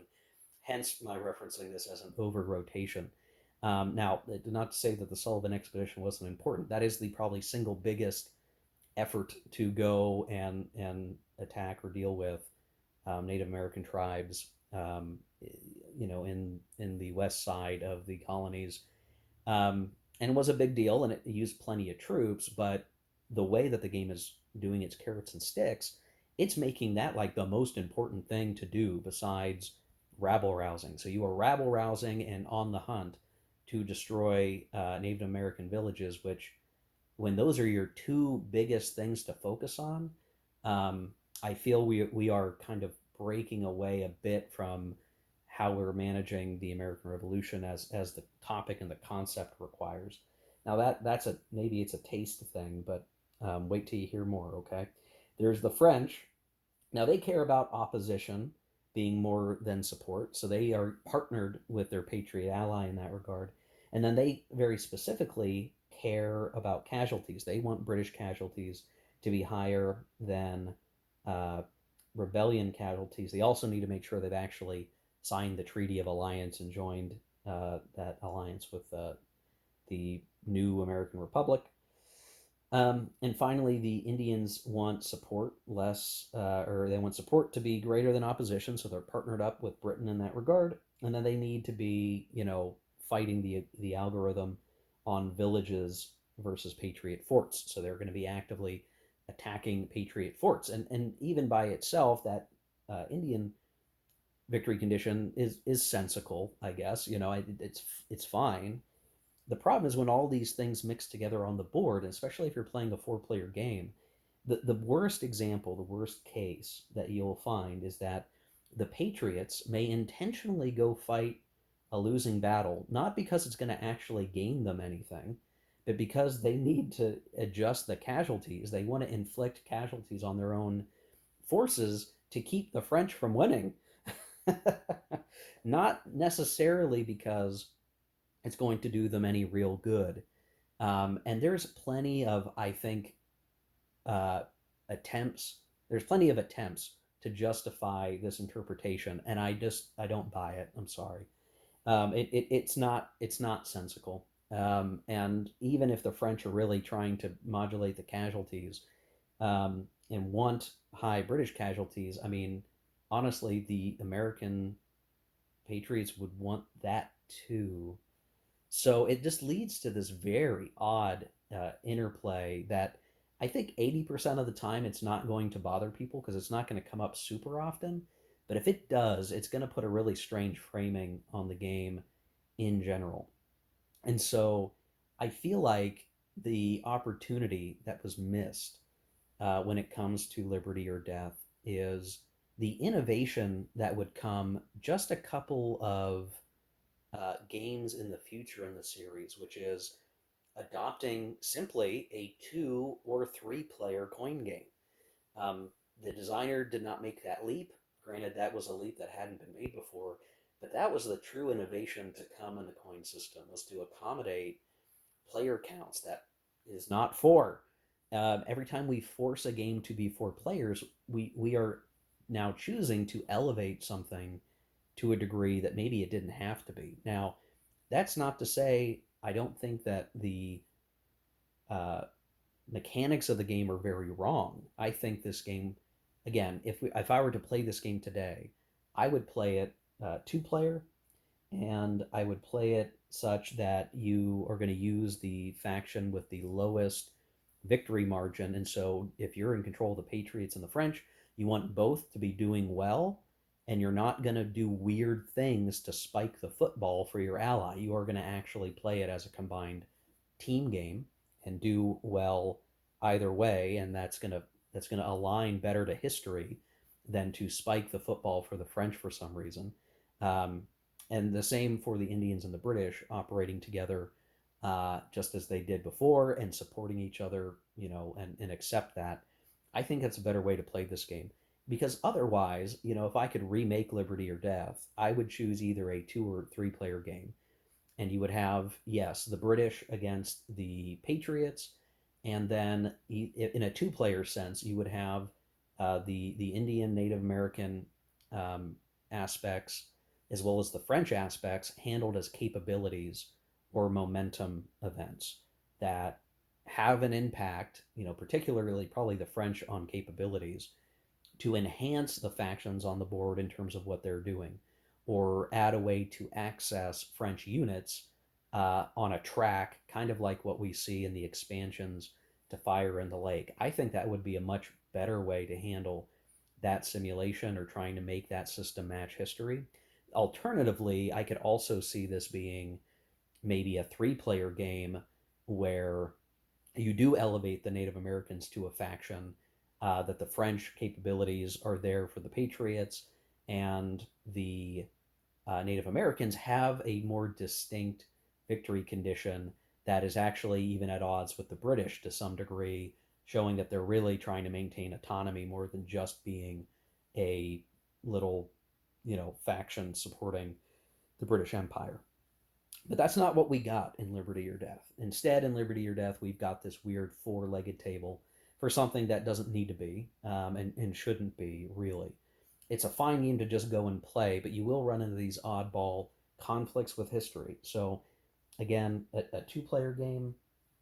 Actually, I just, here it is. I found it. There we go.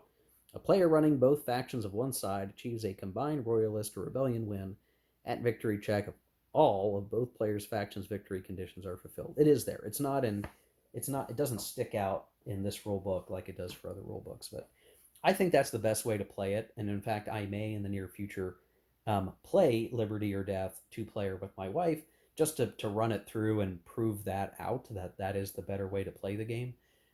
It's truly the victory conditions that really just kind of throw this game for a loop, which is a shame. I mean, I think it is very cool to have a game on the American Revolution in the coin system. I think there's a lot of interesting mechanics. I think the buildup of French power is interesting, like how the French get involved. But I don't think to try to define what does a French victory look like um, creates. And while there was certainly command friction between France and George Washington and the Congress, not to some degree where the sides are intentionally harming one another or harming their own units to come out the victor. It's just a really misplaced set of victory conditions that there are whole board game geek forum posts about trying to fix the victory conditions. So to me, the true fix for this is to simply play it two sided or two player and win as a team or just win with your factions. You will find that the carrots and sticks of the game mechanics are going to support the history better that way. I think the playbook does like provide credence to like if you choose to see the game this way, have at it, and but the game can still be four player. I'm gonna just put my opinion out there. This is my opinion. You can disagree. That is just the right way to play this game. It's a two player game. It's really a two sided conflict, trying to create additional distinctions and bifurcating factions and creating victory conditions that could be made to be at odds with each other or at least disruptive to one another, leading to odd behavior, means that something went wrong in that design. And for me, it's just this is not a four player game. It's not a four sided game, at least. It can be a two sided four player game, and I recommend you play it that way. Um, Now, I might get some flack in the comments for this or some heavy disagreement on Liberty or Death. That's fine. You're not a bad person for really liking this game. It is the coin game that I feel is least valuable to me. And honestly, if I was going to be playing an American Revolution game, I'm going to ultimately pick something else. 99 times out of 100. But if somebody really wants to play Liberty or Death or really wants to play a coin game and maybe put some of my accusations to the test in my household, maybe we'll play this, or a friend wants to play it, we'll play it. All right, so let's move on to the next one. Okay, volume 6, Falling Sky, the Gaelic Revolt Against Caesar. Now this was at the time this came out, and this streak wasn't very long, mind you, but this sort of idea that, oh man, we're going to cover topics that are way outside the usual, coin up to that point, right? Coin was always covering conflicts that were sort of post World War II, effectively. Um, and Liberty or Death showed that you could go back and try to at least try to portray a older conflict. And then, out of the blue came Falling Sky, which took us even further back and put the stress on the coin system, just period. And it did bring with it some interesting changes, which I will say the box art is cool. You see some guys down here, but most of it is sky, and it's so dark it's hard to appreciate anything else. Um, I also really enjoyed the coin symbol being morphed to be a bit different given the coverage here. Now, this game does have an expansion that I don't think adds a whole lot to the game, so I'm not gonna cover it too much. It's a nice addition. It adds some more scenarios and additional bits and pieces to expand the game. But the core of this is actually really interesting in terms of the framing of the game, where uh, you don't have insurgent factions, but you do have basically a native population, these different tribes living in Gaul, and an invading governmental force in the form of the legions. And depending on what scenario you play, which kind of is taking place at different points in time, um, it's about this government like force really being assailed, but in territory already kind of owned by the insurgent faction. It is interesting this way. I think this game is a bit more war game like, so I'd probably fit it in with liberty or death or fire in the lake, and that much of what you're dealing with is actually conducting a war. And this is represented pretty clearly in the player aids, where so here's your Roman Republic faction: recruit, march, you can build stuff, scouting, you can seize, and you're going to battle. And again, this game comes with its own bespoke battle system, where you're going to, really want to work out how you're going to attack and whether you're going to retreat. And it just adds that more complexity where, if you think back to the early coin games, combat was almost just automatic. You're just saying, are we finding the enemy? Okay, we did find them and they haven't left and they're here. And so we're gonna destroy them. We're going to clean them out. Well, here, combat is less certain. The exactitude of modern weaponry is gone, and we have straight up battles. So that is very interesting to try to wrangle. Um, the victory conditions are likewise pretty interesting, where instead of it simply being a support opposition mechanic, the Romans are trying to subdue provinces and the population there, or disperse them and or ally them. So you have this kind of different measurement that's not just the simple opposition or support. You're making some decisions about what you're doing with the provinces and the people that are there. Um, the Averni are trying to boot legions out, effectively. So if you think it's like the inverse of some of our coalition or U.S. victory conditions of previous games, you want the legions off the map. You don't want them present, and you also want to have your own strongholds, your citadels, your bases, functionally, in strong standing. So instead of bases, you have allied tribes, is how that's counted. They still use discs. I find Falling Sky just a really interesting entry because it tries really hard to change the framing of mechanics that we're used to, and I think does it in a pretty reasonable way, for that reason. There's the Aedui, or they want their tribes and their citadels, and the Belgi, or Belgic. They want control, they want tribes, and they want citadels. And so it transforms the game very much, like I said, into a war game, and some diplomacy involved. It's really the politics of it, right? Either having a base or having allies, and then that you have control of the territory that you need, and how does that compare to everybody else on the board? And so you will have some reasons for the different tribes to, be upset with each other while also trying to be united against this Roman intruder, though the Aedui have some synergy with the Romans. And perhaps most interestingly of all, there is actually a fifth faction that is present that operates by bot no matter what, and that is the Germanic tribes that are off to the east, and they pose a danger potentially to everyone. That's kind of an innovation. So it's like it's not quite a 5-player game. It is still very much a 4-player game, but it adds this additional element that all the players have to be, at least to some degree, worried about and deal with to some degree. And I think that's really interesting. Um, Now, in terms of like what kind of side of a game is this? Um, I think you could try to do this 2-player. The game recommends that the Averni and the Belgae are together, and the Romans and Aedui. I do see this as a 4-player game. I think it probably is best.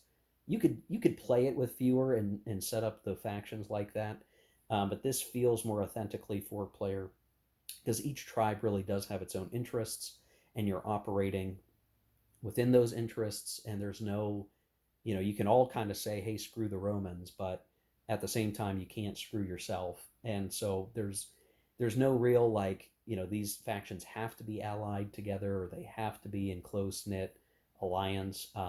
It is more opportunistic. Everyone's trying to do their thing, even if the Romans are going to be a common bad guy to point the finger at and say, look what they're doing. We need to stop the Romans. Um, so I like that. It is this whole historical topic is actually really interesting if you know the history. So having the game based around this, and I think this game does perhaps the best job of really transforming the coin game, the coin system and mechanics to something that is different but is still fundamentally the same system. And I like it quite a bit. It's been a while since I've played it, to be honest, for whatever reason. I mean, I haven't played a lot of these coin games in a while just because of other gaming and other life situations. But this one I remember as quite a good game. Ultimately, it is a lot of fun.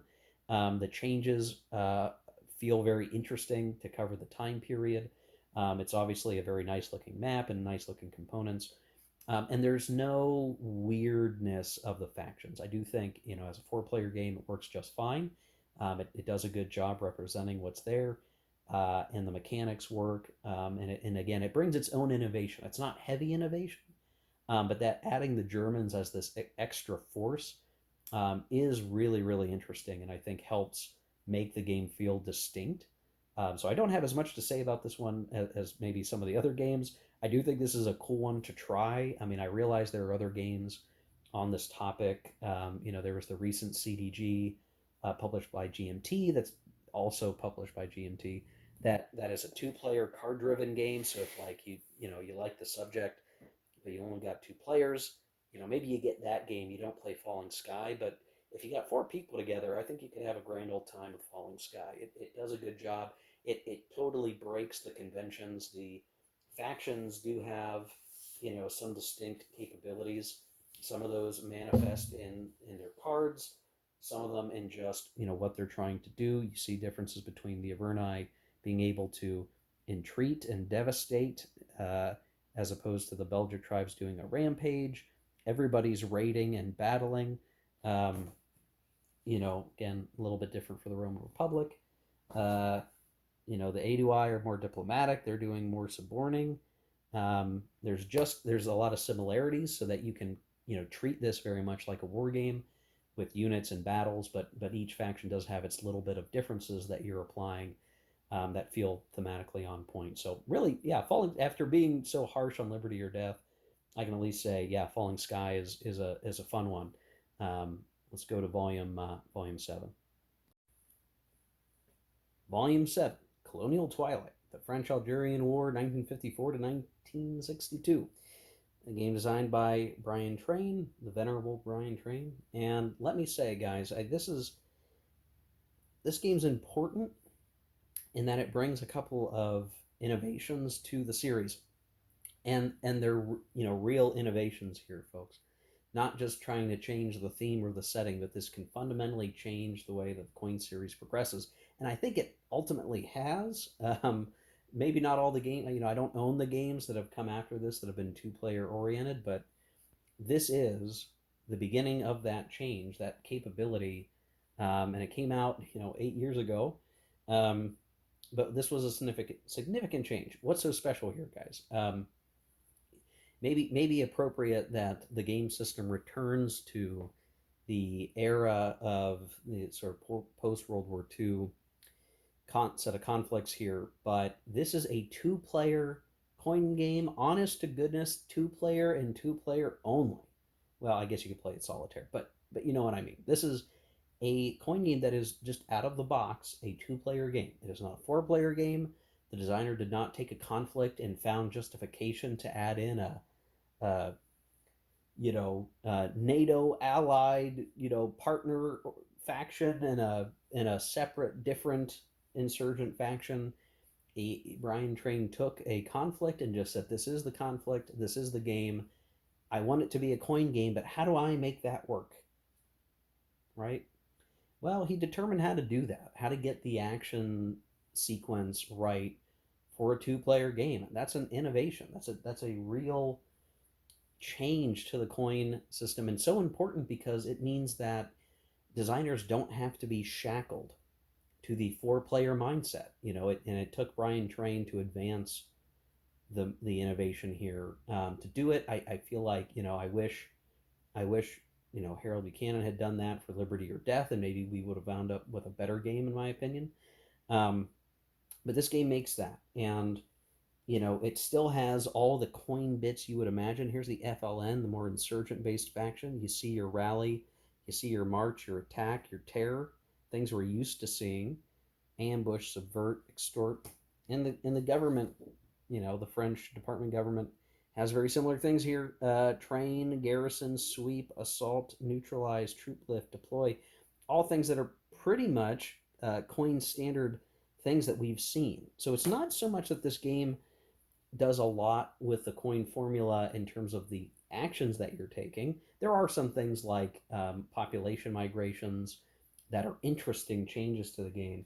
But truly, I do think that innovation is making it a two-player game by default. And the map is a pretty straightforward map. There are cities, there's terrain to follow, there's capabilities, and all that good fun stuff you're used to seeing in a coin game. But it really orients the game around the two-player experience and the two-player sequence of play, and adjudicating how things operate and who gets to have a big card versus a small card, a big op versus a smaller op. And it does so in a very reasonable way. And that alone makes this game very, very special and deserving of some level of praise. I do play this, or I have played this with my wife. It's been a while since we played it, um, but we've had a good time with it, and it is a good game. And it's an easy game to put up if you're experienced with coin and play it as a two-player game. You're not trying to do any special rules. You're not doing any variants. This is a coin game as you've come to know and love it, just in a two-player framework. And again, you could take that two-player framework and apply in many other places. I suspect, I don't know for sure, that the British Way coin game, that multi-theater coin game, uses the same sequence of play. I'm not 100% sure of that. But even if they didn't, if you're sitting there going, man, I like this conflict, but it's really a two-sided conflict and I don't want extra factions, well, you adapt the system implementation from Colonial Twilight and you're going to do just fine. You still got to design the rest of the game, the events, everything else, but this is how you can make that work. So I don't have much more to say on this, but this is truly one of the more innovative coin games. It provides the innovation to expand the series in a very positive way and enables us to play potentially a lot of other conflicts that maybe folks ignored prior to Volume 7, because they were more explicitly and very clearly two-sided conflicts. And who wants to smash that into a four-player, uh, function, and they didn't want to do it. Well, here's your opportunity to adapt other conflicts that are more narrowly focused into something that's still workable in the coin system. So thank you, Ryan Train, for that. Really, really great release here for that reason alone. Everything else, it's a fun top. It's a fun topic. It's a fun topic. It's an interesting topic. I shouldn't say fun topic. It's an interesting topic.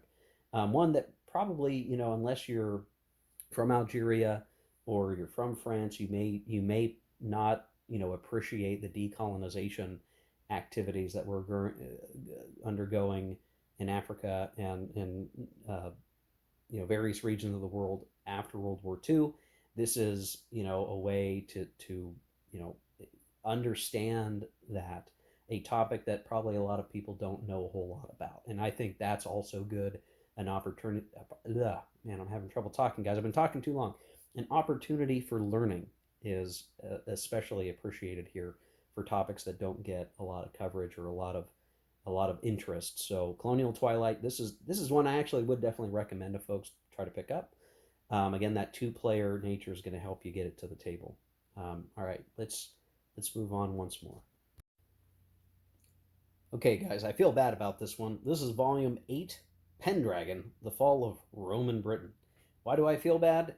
This is the coin game that I have not actually played. Well, actually, one of two that I own that I haven't played, um, which is really too bad because I think this game is probably very, very good, and I just haven't been able to play it. See, it came out right around the time that I was getting ready to move, and I wasn't playing games as much. And then after I moved, the people that I normally played coin games with on a regular basis now lived very far away from where I lived, or I moved far away from them. So it was harder to get together, and just for whatever reason, I've not played Pendragon, which is a real shame. This is another game that takes us back a ways and covers post-Roman Britain, or I guess Britain in the process of becoming post-Roman, um, and brings to light its own, again, battle mechanics for the factions. You could argue that this is war game like in the same way that Falling Sky is, and there is still innovation in this game. I should mention now, for the factions, the Scotty, they're doing things: raiding, marching, battling, entreating, ransoming, all sorts of fun stuff. Keep in mind that in this particular game, the factions are basically two post-Roman world government entities, the Ducks and the Civitates, and they represent different halves of the former Roman administration, the Ducks being more of the Roman component, and the Civitates being more of the sort of native noble structure that existed. And they're opposed by the Scoti and the Saxons, who are sort of invading from the north and the southeast, respectively. The Scotty from the north, the Saxons from the southeast ish, by sea, functionally. So you have these insurgent factions, which are really these sort of warband factions that are doing the raiding and the ravaging and the ransoming and they're battling. And this game does have its own sort of bespoke battle procedure. So again, having to apply some war game mechanics here to conduct warfare. And then by comparison, we have the you know government factions, training, marching. There's an intercept, which allows you to kind of move with cavalry and doing battles, but you're also requisitioning, retaliating, inviting, building. You're setting up federati for some war bands that are out there, and the the game, in terms of its innovation, it very interestingly is based around uh, the transition of the period. So there is, and I think there's some pictures out there that show this. I don't think I'm going to have them handy to display, unfortunately, that cover how the game state changes over time, um, and kind of what is the state of the government and the centralized control of the game. It's really kind of hard to describe, unfortunately, and I wish that I could speak more to it. So you have Britain, you also have Roman roads, and the effectiveness of those roads decay over time. So you have really a transformation that's occurring over the course of the game. This is very different than other coin games where the game state waxes and wanes, but there is like this additional layer of of of activities that are really sort of changing over time. And the best way that I have right now to show this is with the rule book, just very quickly showing the Imperium track, which is going to be hard to read. Let's see if I can get it focused. There we go. Where you progress from Roman rule to autonomy to fragmentation, and how much of this is really starting with Roman rule and then the disintegration of that Roman rule over time. And the Ducks and Civitates are kind of competing over who holds dominance of the main government that's in operation. And so you can kind of see this as two government factions that have to cooperate but are also struggling against one another, which I find really interesting just out of the gate. And the subject matter is obviously very cool. I actually have read the playbook over a number of times, and I think it's definitely a very, very neat game. The the setup, you're going to do two players, which I guess you could play this a two-player game. Is the Ducks and the Civitates on one player, and then the Saxons and the Scotty on the other. I'm split on how to approach this game, having not really played it, on whether this is truly a four-player game or can you get away with playing it two-player. I think the dynamic and the struggle for dominance of in Imperium between the ducks and the Civitates is a big part of the design, which would lead me to believe like you need to experience that properly. You need two different players who are trying to fight that struggle. So maybe this is ultimately still a four-player game, and if you have to make accommodations, you can play it with fewer. Unfortunately, I don't have play experience to really articulate a strong opinion on Pendragon, but it's certainly worth a look. I really need to.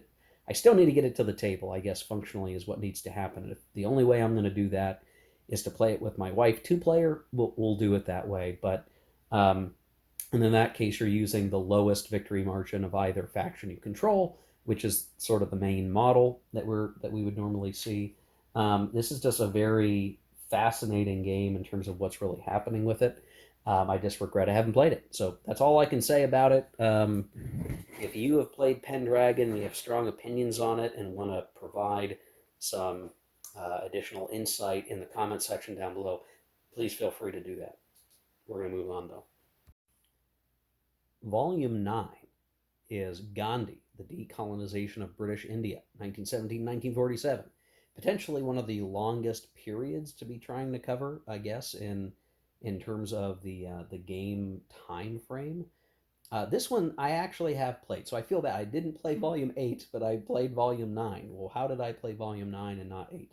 I got to play Volume 9 because my wife and I actually got to play test it at a convention several years ago. And so while this copy is really lightly used at this point because of that sort of break in coin game opportunities, I did get to play this in a slightly earlier form, but it was still, the game was nearly complete at that point.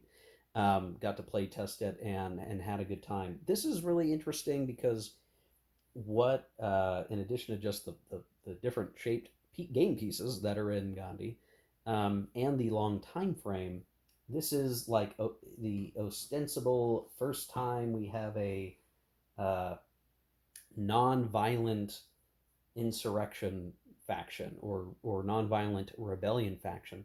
Now, I don't know that we had to articulate it that way. I think that's maybe a good way to frame it, given we're talking about Gandhi and the non-cooperation and all that stuff. But really, there is a point that in any coin game that you're going to leverage and use. It's a question, can political change and influence occur without violence, or is it a mixture? If there was any amount of violence, would we have to call the Operation Terror? I think that's something that might play into the biases of various designers if we get into the depths of all these things. But ultimately, Gandhi does introduce some interesting mechanics that we'll look at. So the government faction, unsurprisingly, is the good old British Raj, and their actions are actually outright called coin operations. So they're deploying units, they're performing garrison duties, they're sweeping, they're assaulting, using the sweep and assault terminology here, that taxonomy of terms. Special activities of treaty, govern, martial law. And ultimately, they want what? Support for the Raj, and they want controlled pops, which is interesting that it's a combination of both support and control, which usually, as we've seen in other coin games, there is a distinction that either the government cares about control or they care about support, or one other faction cares about one of those things and the other government based faction cares about the other. Here, it is truly you want ultimate control in India as the British Raj. You want to be supported by the people and you want to be in military control, or at least, garrison control of the population centers and population regions of India. Now, in opposition, there's the Muslim League and there is the Indian National Congress. And interestingly enough, both of these factions, their operations are referred to explicitly as nonviolent operations. So they're rallying to add forces and release prisoners. They're demonstrating, which, ultimately, this is kind of shifting the meaning of markers, right, from the older system. But you're moving activists, replacing protests, and the civil disobedience, which is going to do more um, protest dropping, and then the protest affect how support gets handled. But then you get into things like negotiate. I'm going to not try to say that because it's going to be hard for me to get. But Gandhi has a piece in the game that is actually used to modify the actions that you're pursuing. And then the Muslim League has very similar types of activities here um, that you're monitoring. And one of the things that's going to happen is the Muslim League is going to be dealing with the unity uh, with the overall independence movement. So is this independence for the Indians? Is this independence for the Muslims who live in India? And then on the other side of this is the nationalist revolutionaries, who are the more violent, you could say, insurgent operations, rally, march, attack, and then doing unrest, which is shifting support and opposition. And if you'll notice, you'll see that for this procedure, they're shifting it towards neutral. So this is that, again, that third point of the triangle that isn't as concerned about opposition or support, but they basically want something in the middle to advantage themselves in their aims ultimately. Um, and when we look at what are the victory conditions for everybody else, ultimately the Indian National Congress just wants opposition. Control doesn't matter. Opposition, with the idea that enough opposition will see the withdrawal of the British Raj, or the British control of the government. The Muslim League is interested in uh, specifically Muslim opposition and an expansion of a Muslim state, which that's a whole interesting bit of mechanics here as we look at the back of the box. But there are actually regions that are designated to be Muslim, and you have basically the capability to start to create Muslim states, and one over here, one over here. That should be uh, pretty self-explanatory if you're familiar with the geography of the region. But you're going to be playing through that and trying to drive an independence movement based around the Muslim population specifically, not just all of India, but specifically the Muslims to achieve basically what we would understand as Pakistan and what I think would become Bangladesh. For the revolutionaries, again, they're concerned with unrest, population in an unrest state in bases, so they are kind of a more chaotic element in the game. Um, this is definitely a cool game. I should play it more to get a better feel for it, and I would definitely say that if you had to play it two player, um, I ultimately think this game is still better off being played four players. So they're recommending for two players that Congress and the Muslim League operate together in the Raj and the Revolutionaries. But honestly, I feel like this is still probably better as a four-player game.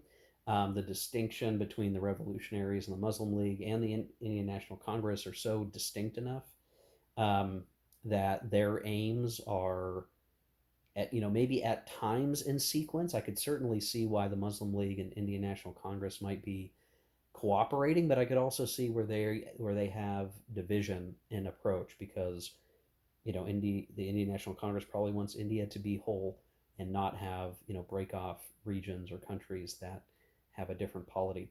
There's a lot of depth to all of this that I'm out of my depth on it. I can't say I'm an academic on the subjects, but I remember having played this that I found the system, this portrayal of the coin system to be just as interesting as any others. Obviously, the personality of Gandhi is represented here in a distinct way with a distinct uh, game piece for Gandhi and his presence and his personality affecting the game. The fact that protests are used to eventually affect the support or opposition of a province, not a direct change like maybe terror in other games, puts a different twist on the anti-government factions where you're sowing seeds, you're having to kind of cultivate opposition, and it's not just driven by spikes of terror that suddenly shift something. It's you're really working to create a movement, which I appreciate. I think this is also important for the series because it helps to show ways that you can have a coin game again with non-violent or less violent factions and portray the growth of a particular movement.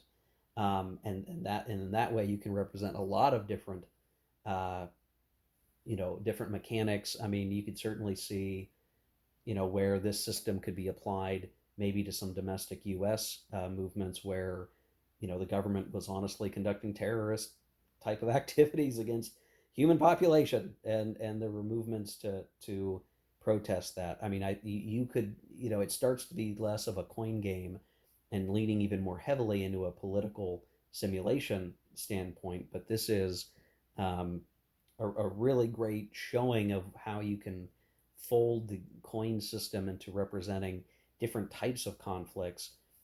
This is not a war game, obviously, and maybe is perhaps the least war gamey coin game that we are talking about. It doesn't have real, for what sweeping and assaulting might be taking place or attacks from the revolutionaries.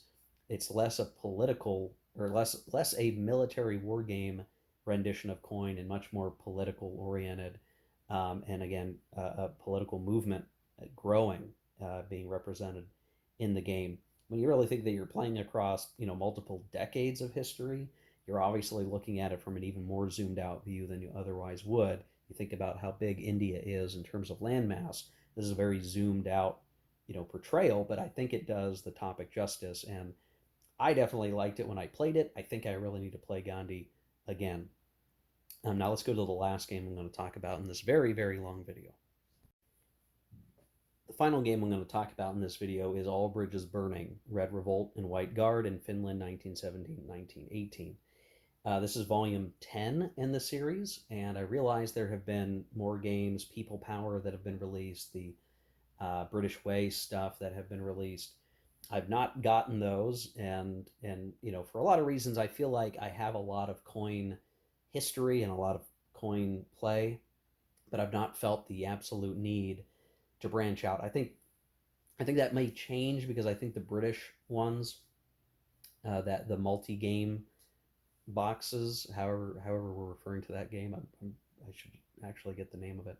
I might get that one because it might be easier to play two-player and with my wife. So that's kind of why this is the last video or the last game I'm going to talk about in the video. Just because it's the last one that I picked up. It is now several years old at this point, but I've still not gotten to play it. However, this game does actually bring additional innovation to the coin series, critically so, in my opinion. That this is the first three-player, that's right, three-player coin game. So I'm going to give massive props to those who innovate within the series, because I think if we had come up with the two-player or the three-player, frameworks for coin, I think some games might be even improved by that approach, and it just opens up the potential of the series to address so many other cool or interesting subjects that may be two or three-sided. And so this being the first three-sided one, is really interesting. Now you might look at this and go, well, wait a second, hold on, Steve. If this is about the Finnish Civil War, shouldn't this just be a two-player coin game like Colonial Twilight, Reds versus White? Oh, I know, maybe the Germans or something, or maybe the Russians are in the game, right? Is that the no? So the factions in this game are the Reds, maybe not too surprising. They rally. There's activism to deactivate cells, reduce polarization. What's that? And build opposition, right? Opposition to the existing government. They can conduct terror. They can attack. They can march. They can do what's that? That's 5 different commands. Ops. That's interesting. That's kind of new. And the special activities. There's foreign relations, political event, prepare these different activities. The Reds want opposition, and they want administrative admins greater than 12. I think admins is a function of population. And they want the Russian vassalage and polarization to be less than 5. So it's hard to parse this. I will say this is another coin game I have not gotten to play, guys, just due to my circumstances. But I would like to try to play it at some point. Okay, so that's the Reds. Okay, Roger that. Well, what's next? There's the Whites, right? Well, there's the Whites in the form of the Senate, and they're rallying. They've got activism. They're looking to remove political cubes. They want to increase polarization with their own set of terror and attacking and all of that good fun stuff. They want to gain resources. They want to adjust foreign relations. Look at that German vassalage. Prepare for war. Crackdown. That's to remove opposition. And what do they want? Senate town pop control, and they want the German vassalage and polarization less than 5. Okay. Well, then what's the third faction? The moderates, fence sitters. What are they doing? Well, they can rally, and you can see they're adding moderate cells or network. They're moving moderate cells, doing news, personality. They're publishing things. They're shifting polarization. They're doing politics, which is interesting. They're advancing a political issue. And they want resources, and they want resolved issues and networks more than polarization. And then, very amusingly, Russia or Germany is here as a fail state for the rest of the players. They win on last propaganda if no faction margin is positive. So I think this is a case where functionally you can have the players lose the game. I think that's fascinating. So you can play this, like all coin games, with a sense of solitaire. But the gameplay, interestingly, like that's Finland. Interestingly, like you are locked in a very strange struggle where the Reds and the Whites are very active on the board, um, operating, but the moderates are their own faction as well. And honestly, it's going to be really hard for me to talk to this, guys, because I've not played the game, but I have read into the game at least a decent bit. I do recommend reading, if you can, the designer notes, because that will really help you align with what the game is trying to do and what it's trying to say. Um, I still think it's very, very funny that you can have the Russia or Germany wins um, based on vassalage factors, and if nobody else wins, and thus nobody wins the game. So you're not only fighting this sort of external influence of both Russia and Germany, so not just the Germans in Falling Sky having a game effect, but like the German Empire, Russian Empire having influence over what's happening in Finland, and then an ideological struggle between the Reds and the Whites, and ultimately the moderates. Um, and if you look at, here's one snippet from the rulebook. The Reds' victory is a Red revolt succeeds and Finland joins the front of socialist countries led by fellow ideologists in Russia. Independence remains a dream as they follow the Soviet Union. The Senate relies on Germany, and you can sort of see the leaning of Finland into the German sphere to whatever degree. And then moderates, reconciliation politics win the day as social democratic Finland addresses many of the demands of the working class while continuing on as a capitalist country in foreign policy, basically neutrality, and all of that. And I think the game posits, I'd have to look at the design notes again, that the moderates kind of are the historical victors, not because they necessarily, gained control in the short term, but they had set up an environment for moderation to win in the end. So I don't know how this plays. I know there was some errata that had to get fixed up, and they sent out, or you could get the errata package to fix the game up. I do want to play this one. I think it's a fascinating topic. I think having it be 3 player, with it again its own sequence of play in terms of handling the card events, it makes for a really fascinating implementation of the system. So I still need to experience it, but again, it's providing the framework not only for an interesting subject that probably doesn't get a lot of coverage otherwise, and is very much, this is probably, I think there's enough war elements here, or conflict, that you could maybe try to say it's a war game. I still feel like it's probably more on the political side of coin, that it again opens the door to adapt the system to more conflicts that fit into a three-sided situation. Again, that might have fit maybe the American Revolution a bit better than how it was done. But very cool. I like I said, I still need to get this to the table. Um, you know, Stuff on the horizon, I guess, guys. Well, folks, more than you probably ever wanted to hear about my experiences with the coin system. Again, I still think Fire in the Lake reigns supreme as the best, and the fact that it's got the most content with its additional expansions that provide a lot of gaming time. But each game brings something special to the table, even the ones that I don't like quite as much for the reasons that I've said. Now, will the coin system continue? It sure will. There are games that I've not talked about here that have already been released. I do not have Red Dust Rebellion. I do not have People Power. I do not have the sort of micro coin game with the 4 different British counterinsurgencies.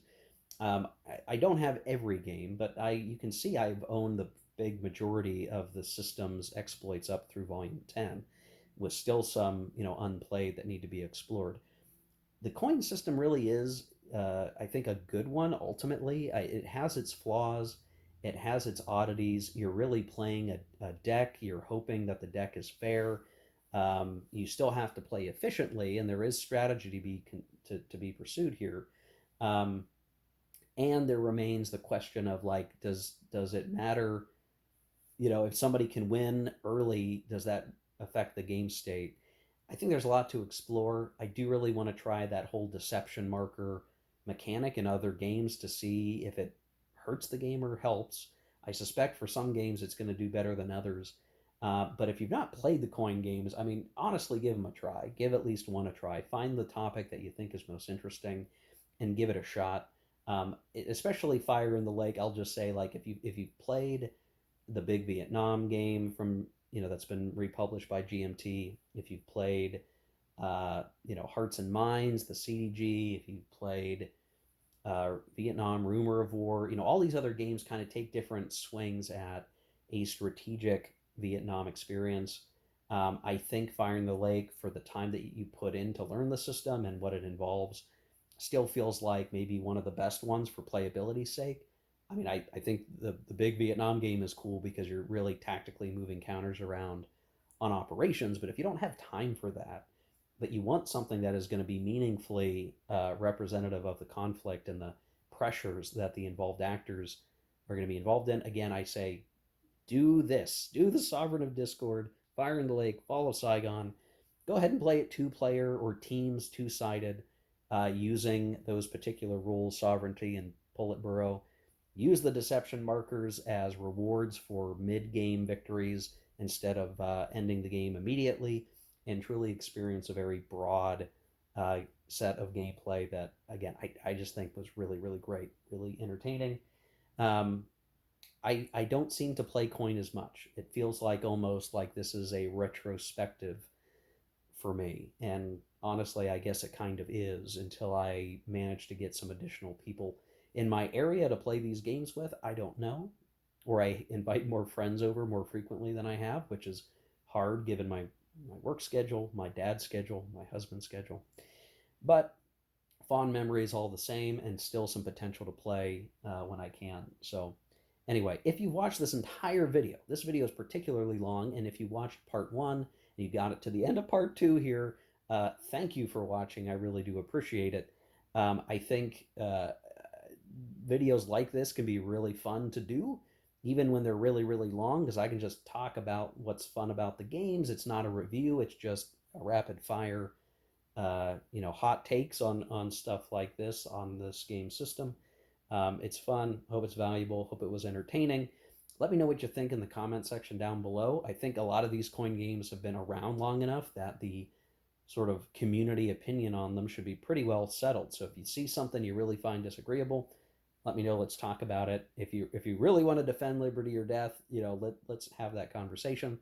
And if you really feel like maybe Fire in the Lake is not so good, it might be interesting to hear why you think that is. I can't see a coin game beating this one, guys. I just can't. It's just that good. It's good. It is good, despite whatever nitpicks one might have around the coin system in general. So anyway, guys, thanks for watching. We'll see you in some future videos covering other stuff. And in the meantime, take care. Keep on game.